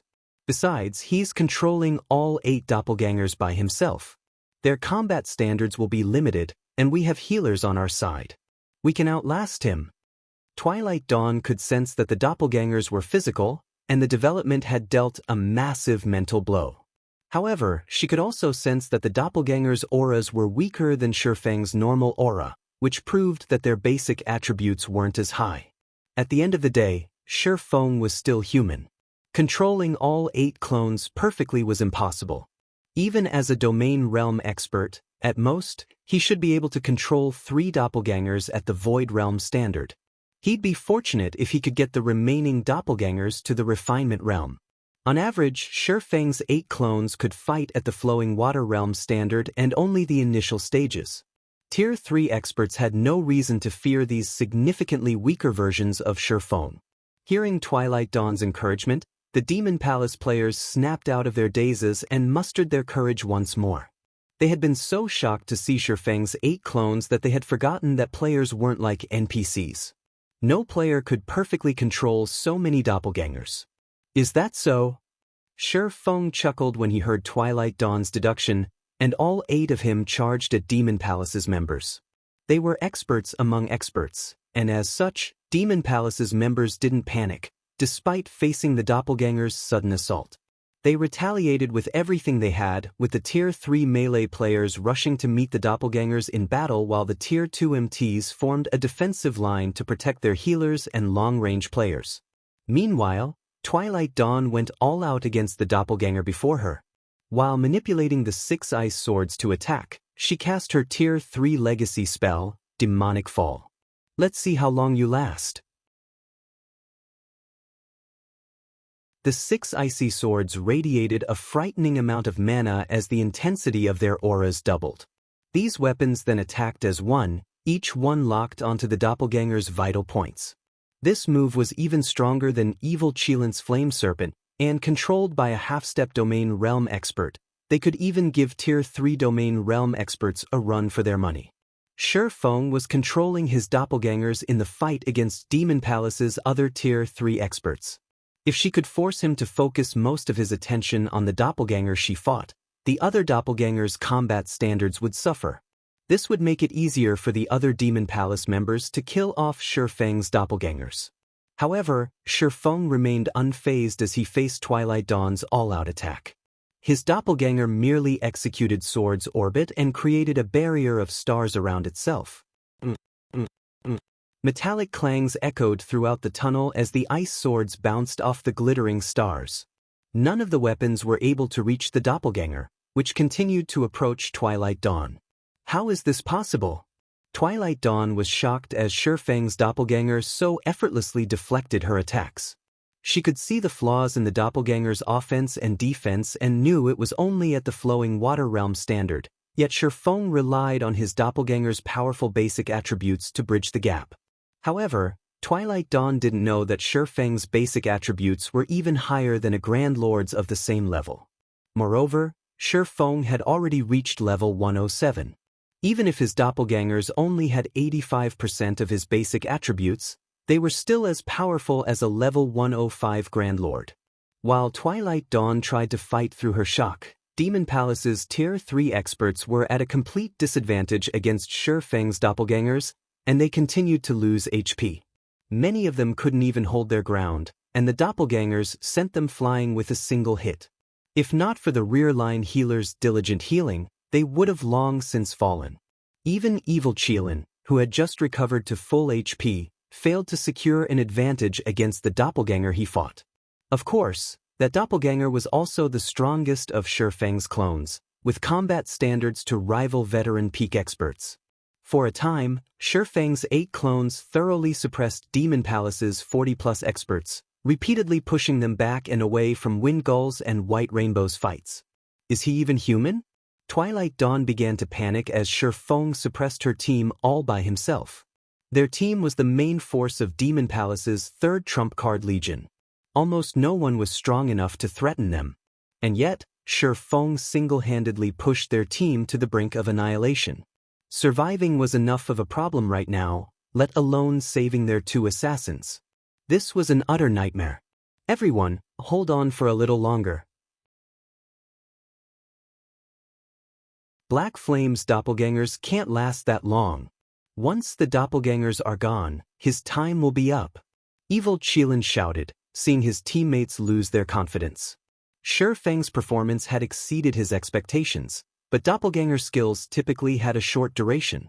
Once Shifeng lost his doppelgangers, ending his life would be easy. I'm afraid that you don't have that luxury. Shifeng quipped, activating his disintegration armor's disintegration field. Suddenly, Demon Palace's members felt an indescribably powerful pressure, and their basic attributes and physiques rapidly began to weaken. The Tier 2 players' attributes, in particular, fell by 30%. Now, even ordinary level 100, Tier 2 experts would be a match for them. Demon Palace's Tier 3 experts didn't fare much better. Both their basic attributes and physiques fell by 20%, causing their combat power to plummet. Because of the disintegration field, the gap between Shifeng's doppelgangers and Demon Palace's members widened even further. Now, even Evil Qilin slid back as he fought Shifeng's doppelganger. He was no longer a match for the clone head-on. The other Tier 3 experts from Demon Palace couldn't even put up a fight. Shifeng's doppelgangers sent them flying with every swing of their swords, forcing them to reveal weaknesses for the doppelgangers to exploit. The Tier 3 healers couldn't keep up with the doppelgangers' damage. Read latest chapters at Wuxia World. After 5 seconds, one of the Tier 3 peak experts fell. Another followed a few seconds later. This battle was no longer a fight. It was a slaughter. In the 20 seconds after Shifeng had activated Disintegration Field, 5 of the 13 Tier 3 players from Demon Palace had died. The remaining Demon Palace members were terrified. At this rate, Shifeng would eliminate them all in less than a minute. Retreat! Everyone retreat! Evil Qilin shouted, gritting his teeth.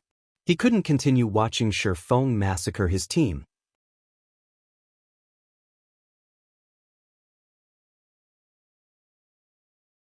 Chapter 24:19 Evil Qilin terrified, We've won.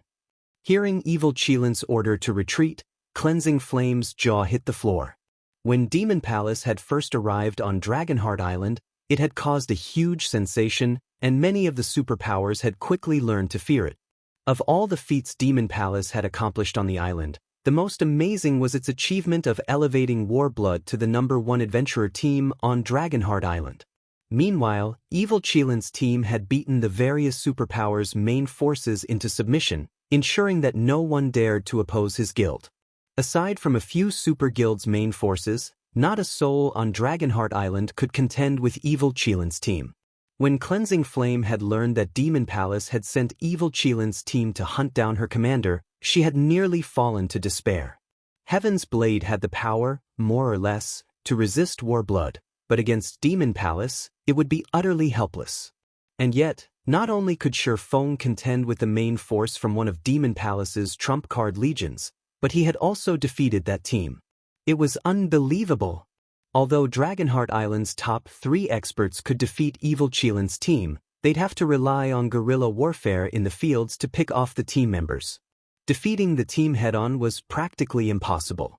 Evil Qilin, Dark Scorpion, and Twilight Dawn were no ordinary experts.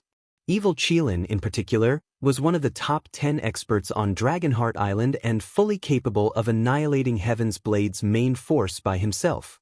Meanwhile, Demon Palace's members felt bitter about their commander's order to flee. Normally, they were the ones that terrified their opponents, but Shifeng had single-handedly forced them to run with their tails tucked between their legs. If they told this story to the people waiting outside the tunnel, those players would assume they were joking. This situation was simply impossible. They were all extremely strong, and 16 of their 50 members were Tier 3 experts. Moreover, 2 of them ranked among the top 20 of Dragonheart Island's experts. Twilight Dawn might not rank among the top 20, but she definitely ranked among the top 30. Not even super guilds could afford to dispatch such a powerful team without limiting its operations. Even if a super guild sent such a team against them, they wouldn't suffer such a devastating loss.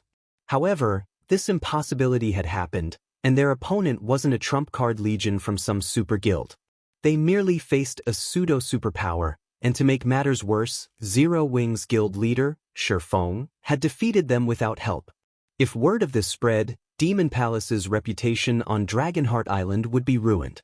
But despite their bitterness, Demon Palace's members didn't hesitate to follow evil Qilin's orders. They immediately scattered and fled, ignoring Shifeng's doppelgangers.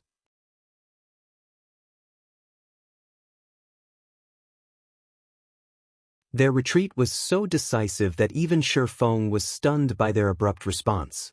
He wouldn't have been surprised if ordinary players were fleeing from him, but such a retreat was humiliating for experts like those from Demon Palace. The stronger an expert was, the more prideful they'd be. Many experts would be more willing to die standing rather than live on their knees. Furthermore, they'd only die once. With the support of a powerful guild like Demon Palace, recovering that level would be a piece of cake. What Shifeng didn't know was that Demon Palace wasn't like other superpowers. The guild hailed from the demonic hell world, where competition was far more intense than anywhere on the main continent. Losing a level and a piece of equipment could result in losing their positions as upper echelons in the guild. Because opportunities were so hard to come by. Only with high levels and great strength could one find fortuitous opportunities, especially when one was a frontline expert. Losing their chance to reach greater heights because of a single death was entirely possible. The various superpowers generally had a cold, realistic attitude regarding their expert members. If players could rank at the top in a superpower, they'd receive more resources than their weaker comrades, but if they fell from that rank, they'd lose some of those resources and benefits. Unless it was an order from the guild, Demon Palace's members wouldn't sacrifice themselves for their own pride. Demon Palace had no qualms about abandoning its peak experts without a second thought, with the exception of Domain Realm experts.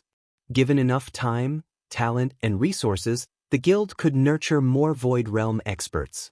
Reaching the Domain Realm, on the other hand, required more than just those 3 factors. Luck was also necessary. Otherwise, the various superpowers wouldn't shower Domain Realm experts with such respect, going so far as to offer them positions as Grand Elders without hesitation. Shifeng didn't bother to chase after Demon Palace's fleeing members after recovering from his shock. He simply stood there and watched them run. "Are we just letting them go, guild leader?" Shadow Sword asked after finishing White Rainbow off. As far as he was concerned, it was only natural to annihilate Demon Palace's team and teach them about Zero Wing's strength since the team had dared to ambush them. "We've already obtained the key. We don't have the time to waste on them," Shifeng said nonchalantly. He then turned to unlock the steel gate. Shifeng's goal wasn't to annihilate Demon Palace's members. It was to save Heaven's Blade's commander as quickly as possible. He was satisfied enough with teaching Demon Palace a lesson and letting Shadow Sword and the others get some training in. There was no reason to engage Demon Palace in a meaningless battle. Besides, even with his doppelgangers, hunting down every one of Demon Palace's fleeing members would take a very long time. By the time he finished, War Blood or 13 Thrones would have reached Zwei. He'd only lose his chance to acquire one of the Tree of Life's main branches. He wouldn't let a small skirmish with Demon Palace ruin his plans. Shifeng's decision reminded Shadow Sword and his companions that they were here to save people, and they followed Shifeng into the inner corridor. After putting some distance between them and that monster of a swordsman, Demon Palace's members realized that Shifeng's party hadn't chased after them, and they breathed a sigh of relief. They all knew that if Shifeng intended to chase after them with his doppelgangers, very few of them would make it out of the tunnel alive. "Damn it! Black Flame is ignoring us." Twilight Dawn cursed and slammed her fist into the wall beside her when she realized that no one had run after them, her expression shifting through a series of complex emotions. While she was glad that they hadn't lost a level, they were the creme de la creme of Demon Palace's third trump card legion. And Shifeng obviously considered them negligible, too lazy to bother hunting them down. It was humiliating. He's not coming after us? Evil Qilin frowned deeply when he saw the steel gate at the end of the tunnel disappear. It seems we have severely underestimated Zero Wing. We need to leave and meet with the Vice Guild leader. Read latest chapters at Wuxia World. If Shifeng had continued after them, he would have, at most, acknowledged that Shifeng was very strong, but since the swordsman ignored them, he couldn't help the terror he felt. Since the very beginning, Shifeng hadn't considered them equals. He didn't even consider them a threat to Zero Wing. Thus, it didn't matter if they escaped or died. Neither outcome would affect Shifeng's guild. As for the idea that Shifeng had let them go out of respect, that was a joke. Shifeng had killed Dark Scorpion and more than half of their team's Tier 3 experts. How could that be interpreted as respect? Twilight Dawn nodded reluctantly and started to organize the team to head back to the tunnel entrance. 10 minutes into their return trip, Evil Qilin's team encountered a small army of several hundred players. The team leader was none other than Yuluo, who had temporarily allied with two other superpowers.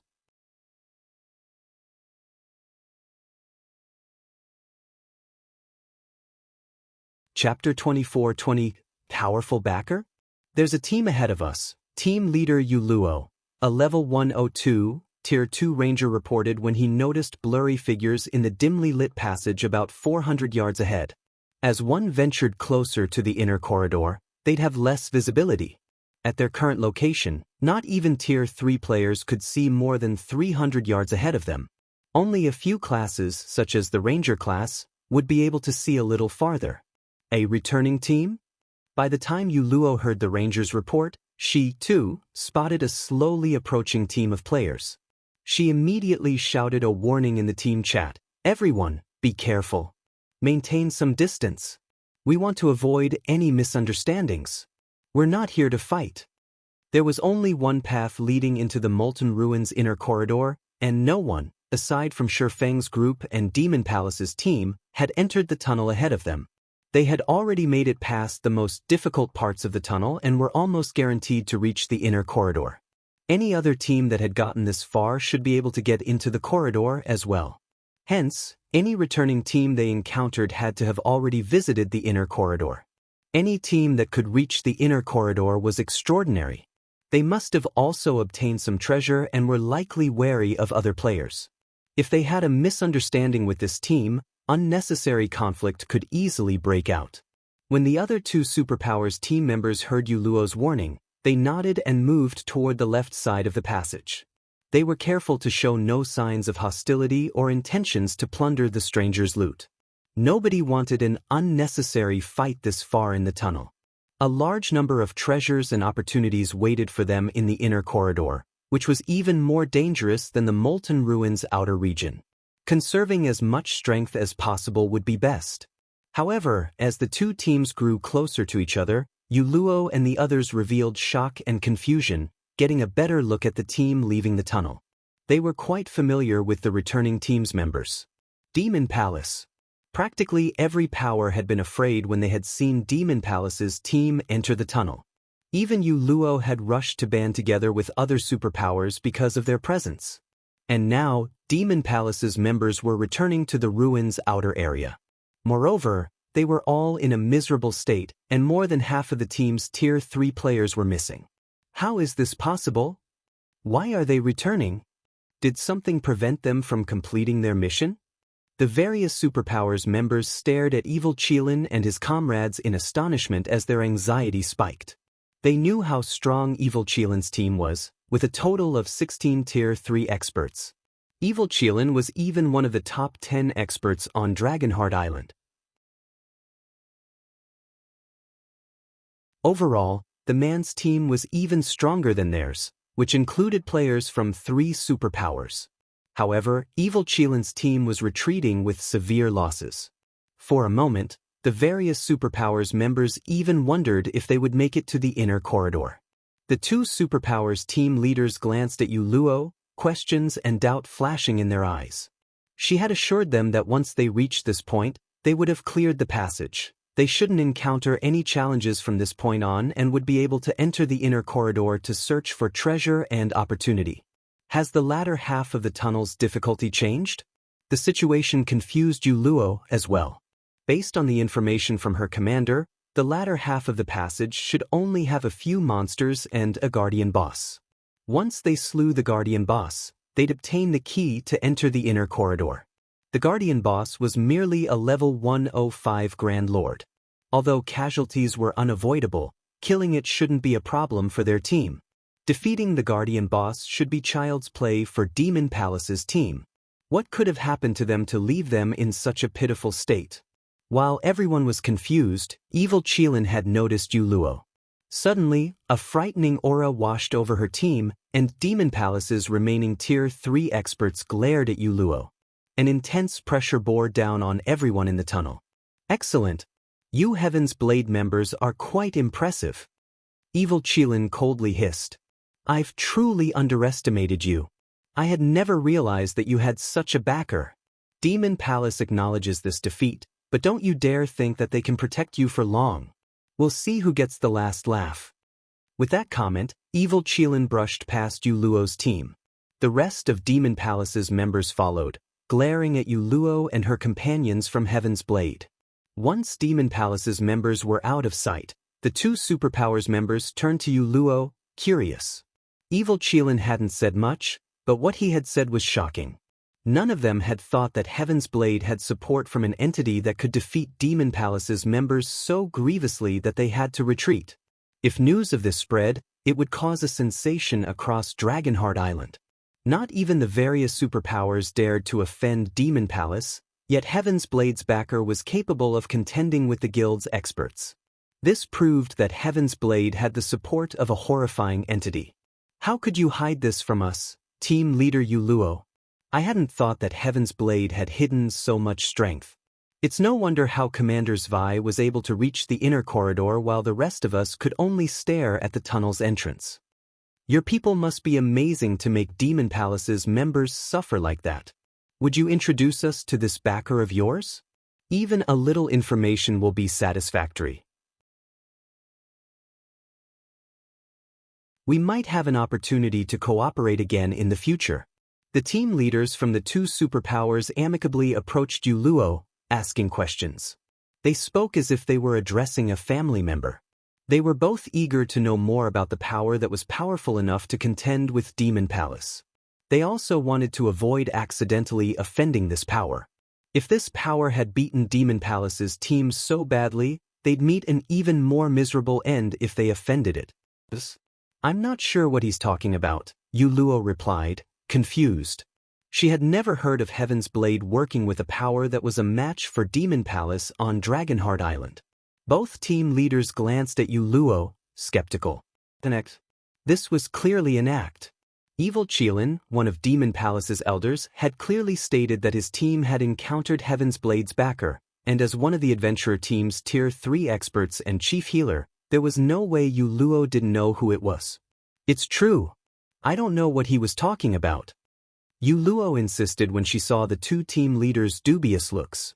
If Heaven's Blade had the support of such a powerful entity, why would she go to so much trouble to save her commander? The team leaders said nothing more to Yu Luo's denial, but they ordered one of their subordinates to log out of the game and notify their superiors. The message was simple. Demon Palace has encountered a mysterious power in the Molten Ruin that had defeated them and forced them to flee. Meanwhile, this mysterious power supported Heaven's Blade. They also suggested that their superiors launch a thorough investigation on this mysterious power as soon as possible. While the subordinates related the message, Heaven's Blade's members racked their minds to figure out when their adventurer team had allied with such an amazing power. As for the possibility of evil Qilin lying to them, read latest chapters at Wuxia World. EU that was impossible.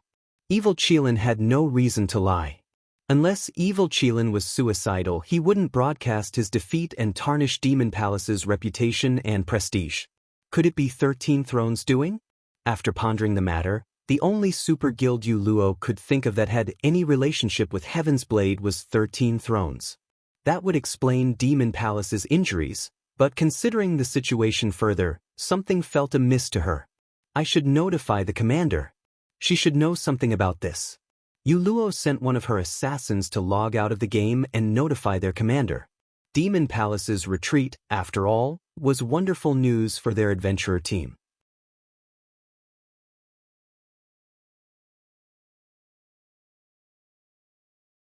Chapter 24-21, Monster-Level Genius Molten Ruin, Inner Corridor. After venturing further into the inner corridor, Zwei and her team reached an altar hall the size of a football field. Because of the various traps and monsters they had encountered, less than 30 players remained on the team.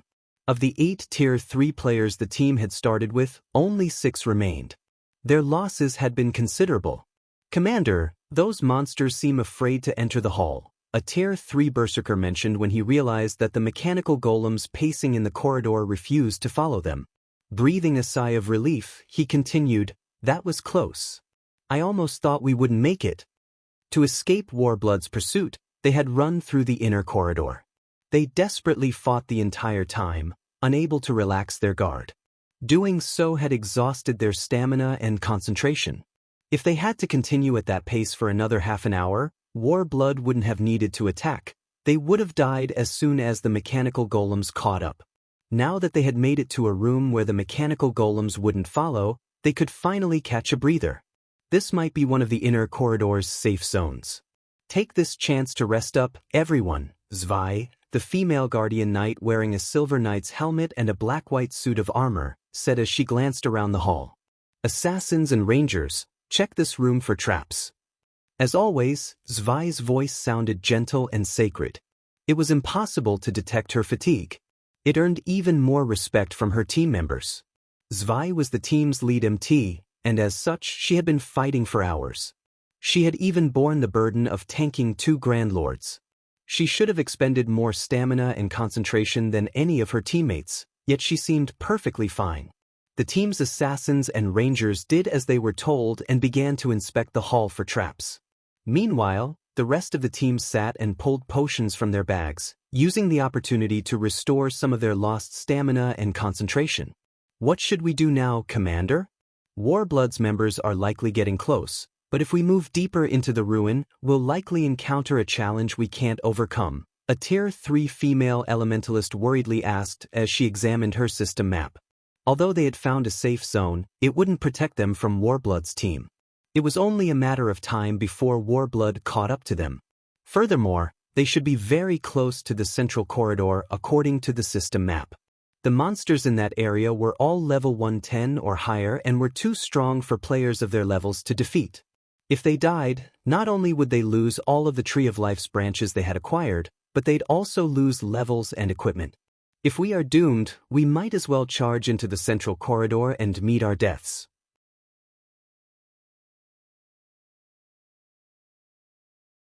"I refuse to let Warblood take advantage of us," Prison Tiger, the Tier 3 berserker, declared. He had already thought the matter through. It did not matter whether their team ran into Warblood's members or rushed headlong into the ruin's heart. Both meant their annihilation. If they were going to die, either way, they might as well ensure that Warblood waste their time and energy. The rest of the team members nodded their agreement. They had thought that the Tree of Life's branches would help their adventurer team's development skyrocket, but Warblood had pushed them to the brink of annihilation. They absolutely couldn't allow Warblood to benefit from their destruction. "I'm afraid that isn't for you to decide." Shortly after the Tier 3 berserker's proclamation, a deep, powerful voice echoed throughout the hall. "Who is it?" Prison Tiger snarled in surprise. Everyone spun toward the speaker, only to find no one there. It confused them. 2 seconds later, however, space blurred, and several translucent figures appeared. The figures solidified after another 3 seconds, revealing more than 30 players at the end of the hall, and every one of them radiated the aura of Tier 3 players. "Blood Oath." Prison Tiger's expression turned grim when he saw who the man leading the group of new arrivals. He hadn't expected Warblood's team to catch up to them so quickly. That's right. You guys really know how to run. We had to use a Tier 3 group invisibility scroll just to catch up, Blood Oath said, smiling. He then glanced at Zwei and continued, Commander Zwei, it's time for you to hand over the Tree of Life's branches. Or do you still insist we take them from you? Blood Oath had wanted to avoid using the precious Tier 3 group invisibility scroll, but when he had heard that 13 Thrones was on his tail, his hand had been forced. If 13 Thrones' main force caught up with Heaven's Blades, not even Warblood and Starlink would be able to touch the adventurer team. 13 Thrones was a veteran super guild with a foundation that easily trumped Starlink's and Warbloods.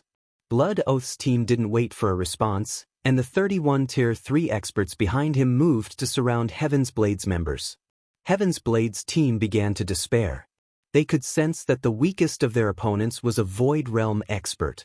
Furthermore, Starlink's 4 Shadow Demons had joined Warblood on this hunt. The 4 Shadow Demons were particularly famous in the virtual gaming world. Any virtual gaming expert knew of them. During their early days, these 4 players had given the various super first-rate guilds and super guilds massive headaches.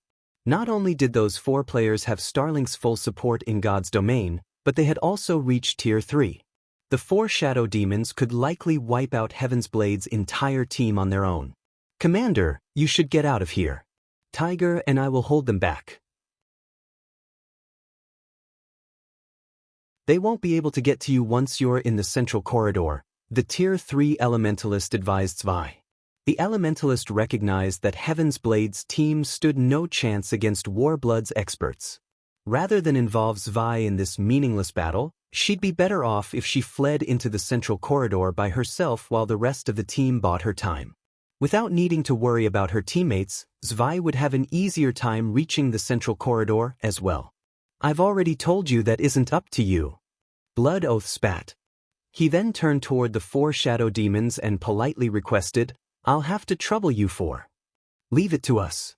After all, it's why the guild leader sent us, Sword Demon agreed, nodding.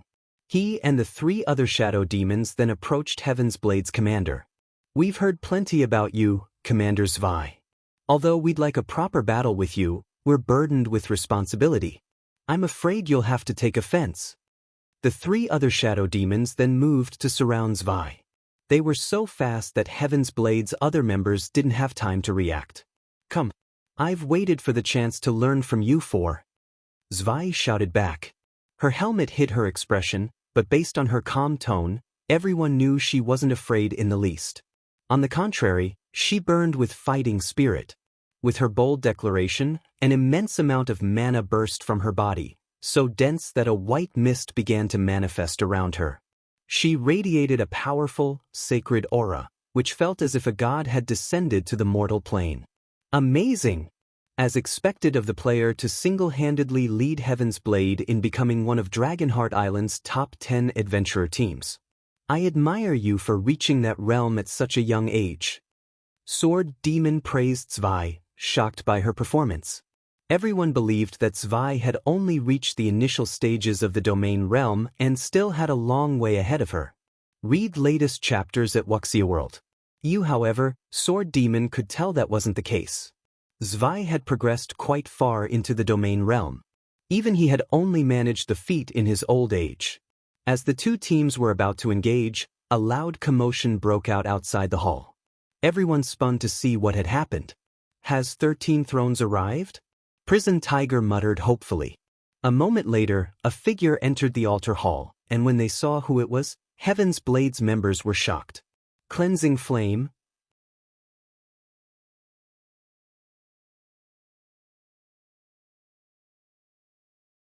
Chapter 24-22, Black Flame's arrival. Cleansing Flame's sudden appearance stunned and confused Heaven's Blades members. Why is Flame here? Prison Tiger wondered as he rubbed his eyes, wondering if he was so exhausted that he was hallucinating. Their commander and sent Cleansing Flame retreating from the inner corridor with a portion of the exploration team. Although she had later run into Zero Wing, which had helped her team, returning to the inner corridor and reaching this altar hall so quickly shouldn't have been possible. Moreover, Heaven's Blade's members couldn't figure out how Cleansing Flame had made it past the army of mechanical golems that roamed the inner corridor. They had suffered considerably to get this far, yet Cleansing Flame didn't even seem to have lost much stamina or concentration, much less HP. She looked as if she had taken a leisurely stroll through her backyard. How did she get here? Blood Oath narrowed his eyes at Cleansing Flame. The corridor was littered with mechanical golems, and many of them were great lords. There were also several Grand Lord-ranked mechanical golems outside the hall. Not even his team would have made it to the altar hall safely without using a Tier 3 group invisibility scroll. And yet, despite being a Tier 2 player, Cleansing Flame had entered the hall without taking any obvious damage. It was also obvious that she hadn't used an invisibility scroll. It was astonishing. While everyone stared at her, Cleansing Flame ignored Warblood's team and addressed Zwei. "Commander, reinforcements have arrived." Cleansing Flame excitedly announced, her voice resonating throughout the hall. "We're saved. Reinforcements. This is great. We can finally leave this godforsaken place." Heaven's Blade's members released a held breath, joy, excitement, and relief washing over them. The constant fighting and hiding had tormented their mental states, and they had been incredibly depressed when they thought about how Heaven's Blade might fall from their position as one of Dragonheart Island's top 10 adventurer teams once they were annihilated. How could they hold themselves back from celebrating now that reinforcements had arrived to save them? Even if without the main branch, Heaven's Blade's strength could reach a new level with the Tree of Life's side branches. Reinforcements. In contrast, Blood Oath was clearly unhappy about Cleansing Flame's announcement. How did 13 Thrones members get here so quickly? He knew that 13 Thrones was trying to rescue Heaven's Blade since the Super Guild's representative had contacted him, asking him to give up on his hunt for Zwei. However, the idea of owning a Tree of Life was too tempting, and 13 Thrones' forces had been nowhere near Zwei's team. If Warblood could annihilate Heaven's Blade's team and secure the Tree of Life's main branch, 13 Thrones would likely let the matter slide. Furthermore, Warblood and Starlink were partners in this situation, and starting a war with both organizations wouldn't benefit 13 Thrones, especially not over a Tree of Life main branch. If Warblood clashed with 13 Thrones' main force, however, it would be a different story. The Super Guild would consider it a declaration of war, and to protect its reputation, 13 Thrones wouldn't let Warblood or Starlink off the hook. "Are we going to continue this fight, Commander Blood?" Sword Demon asked in a whisper to Blood Oath. Blood Oath hesitated, unsure of which route to take. With 13 Thrones members here, the tables had turned, but he didn't want to give up now that he had set his sight on the Tree of Life's branches. While Blood Oath hesitated, Cleansing Flame spoke again, and the atmosphere changed again with her next statement. "Commander, Guild Leader Black Flame and his 3 companions will be here soon. Then we can all get out of here safely," Cleansing Flame said, joyfully jogging up to Zwei.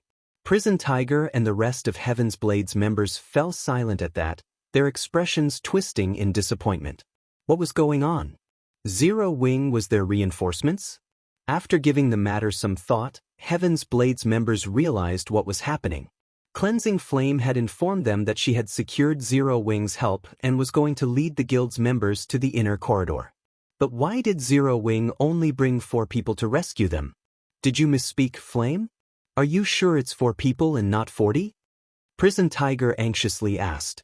There was a huge difference between 4 and 40 people. No, I said what I meant, for people, Cleansing Flame confirmed, shaking her head. The statement rendered Heaven's Blade's members speechless. They all assumed there was something wrong with Cleansing Flame's mind. Good. This is excellent. You actually dare to play us for fools. Blood Oath gave Cleansing Flame a painfully cold look. Do you really think you can just leave because Zero Wing is here? His team had seen his earlier hesitation, but he had only paused because he had thought 13 Thrones' team had arrived. But now he learned that Zero Wing's members had come, not 13 Thrones. To make matters worse, only 4 of Zero Wing's members were coming to rescue Heaven's Blade. If everyone thought he had shrunk back in fear of 4-0 wing members, he'd be humiliated. Blood Oath wasn't the only one enraged. Every Warblood and Starlink member in the hall was furious. A Tier 2 player like Cleansing Flame had played them all for fools. "You've doomed us, Flame," Prison Tiger said, smiling bitterly when he noticed Warblood and Starlink's members burn with rage and fighting spirit. Cleansing Flame might have fooled Blood Oath and his companions, but her actions had only added fuel to the fire. Even if Zero Wings members could help them, they'd likely have an even more difficult time dealing with their enemies now. "Relax, Big Brother Tiger. We're safe now," Cleansing Flame confidently replied, smiling at Prison Tiger's gloomy expression. Safe? Prison Tiger was at a loss for words. Warblood and Starlink had arrived with a team of 32 players, and every one of them had already reached Tier 3. How could they possibly be safe against such a force? "Kill them. Leave none alive." Blood Oath snarled, his expression darkening when he saw the smile on Cleansing Flame's face. Warblood and Starlink's experts moved in on Heaven's Blade's members, rage burning in their eyes. They wanted nothing more than to tear Heaven's Blade's team to shreds. Boom. Suddenly, before Warblood and Starlink's team could act, a deafening blast echoed throughout the hall. A gigantic figure, 8 meters tall, then flew into the hall. The figure was made of steel and wielded a great sword. It was a guardian soldier, a Grand Lord-ranked mechanical golem. The guardian soldier crashed into one of the hall's stone pillars, shattering it. Upon close inspection, one would notice the deep slice in the golem's body, which nearly split the Grand Lord in two. A guardian soldier? Read latest chapters at Wuxia World. Who did this? Everyone in the hall was familiar with how powerful the guardian soldier was. Even Tier 3 MTs struggled to tank the level 107 Grand Lord's normal attacks, and yet, a sword strike had sent it flying. Before everyone could react, another deafening boom reached them from the inner corridor. This time, several Great Lord-ranked mechanical golems were thrown into the hall. As clouds of dust filled the corridor, the players in the hall felt as if some monster lurked within. Moreover, this monster was approaching the altar hall.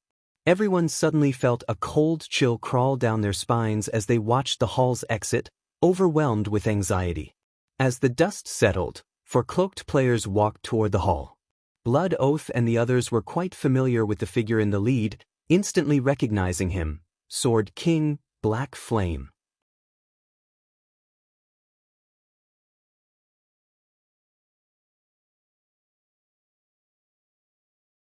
Chapter 24-23, Black Flame's Might. The appearance of Shifeng's group of 4 instantly made both sides freeze.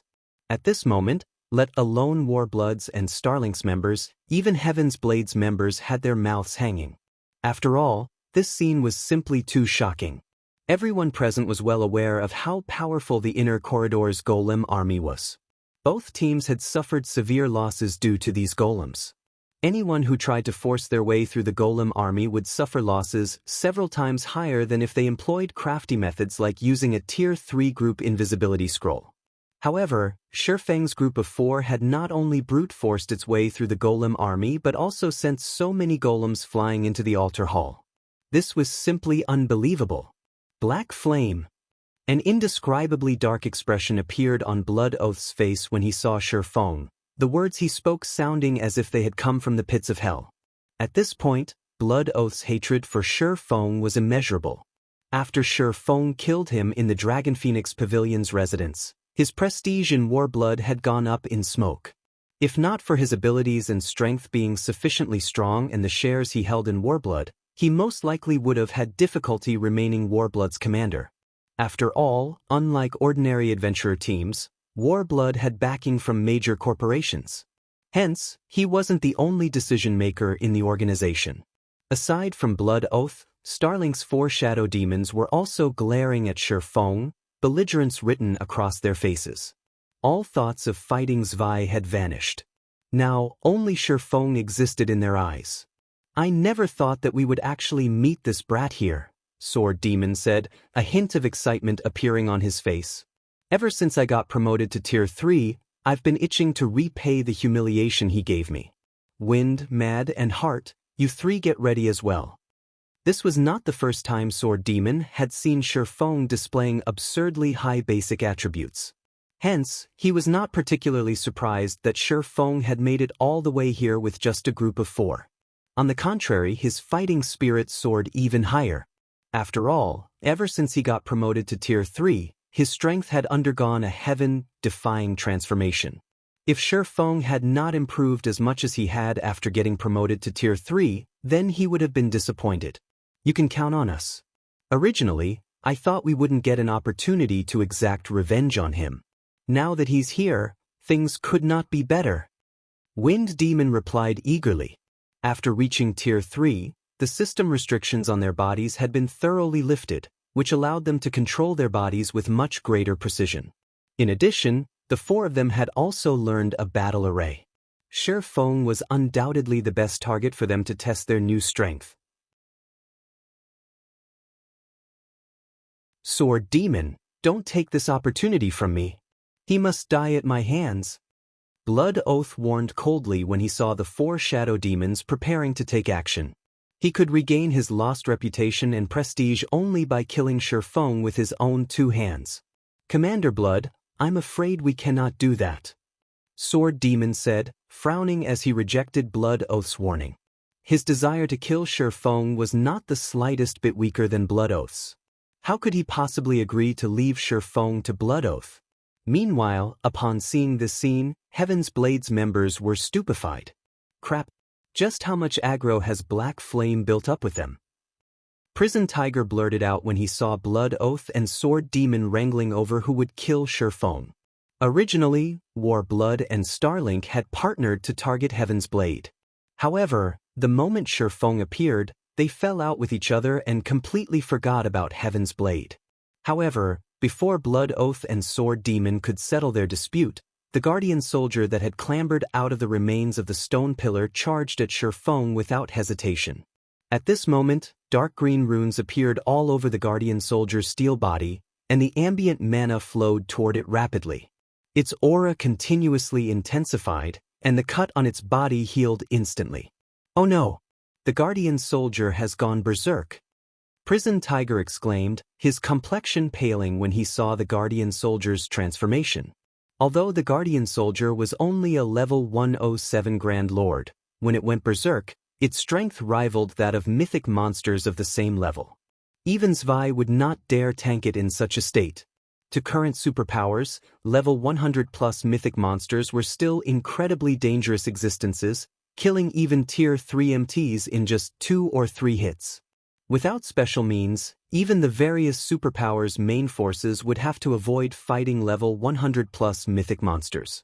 Hence, the Guardian Soldier was no trivial opponent now that it had gone berserk. When Heaven's Blade's team came across berserk Guardian Soldiers before, they could only resort to Tier 4 magic scrolls to restrict the Grand Lords in order to escape. Unfortunately, they had already used up all their Tier 4 magic scrolls, so they were helpless against this berserk Guardian Soldier. At this moment, aside from Heaven's Blade's members, Warblood's and Starlink's members also wore grim expressions on their faces. Although their team had previously defeated a berserk Guardian Soldier, they had paid a huge price. In the next moment, the berserk Guardian Soldier arrived before Shifeng and immediately swung its great sword down at the swordsman. As the great sword covered in emerald runes descended, it tore through space and left a pitch-black trail. It's over! Prison Tiger's heart sank when he saw the Guardian Soldier targeting Shifeng's group. From the fact that Shifeng's group of 4 had managed to arrive at this hall, Prison Tiger could tell that they possessed extraordinary strength. These 4 Wing members might not be able to save Heaven's Blade's team, but they would be of some help in the fight against Warblood and Starlink. Heaven's Blade's team might manage to flee again. However, if the Guardian Soldier were to kill Shifeng's group of 4 now, then Heaven's Blade's team would definitely be doomed. Just as Prison Tiger and the others were about to shut their eyes and avoid watching the inevitable, Shifeng suddenly unsheathed Killing Ray and held the sacred sword horizontally overhead. He showed no intention of dodging the Guardian Soldier's full power slash at all. Boom! Along with the sound of an explosion, a powerful storm surged into the surroundings, nearly sweeping the Tier 2 players within a 100-yard radius off their feet. How is this possible? Prison Tiger, who stood a short distance away, gaped in shock at Shifeng. The swordsman had actually blocked the Guardian soldier's attack. Moreover, under the redirection of Shifeng's sword, the Grand Lord's greatsword had landed beside the swordsman.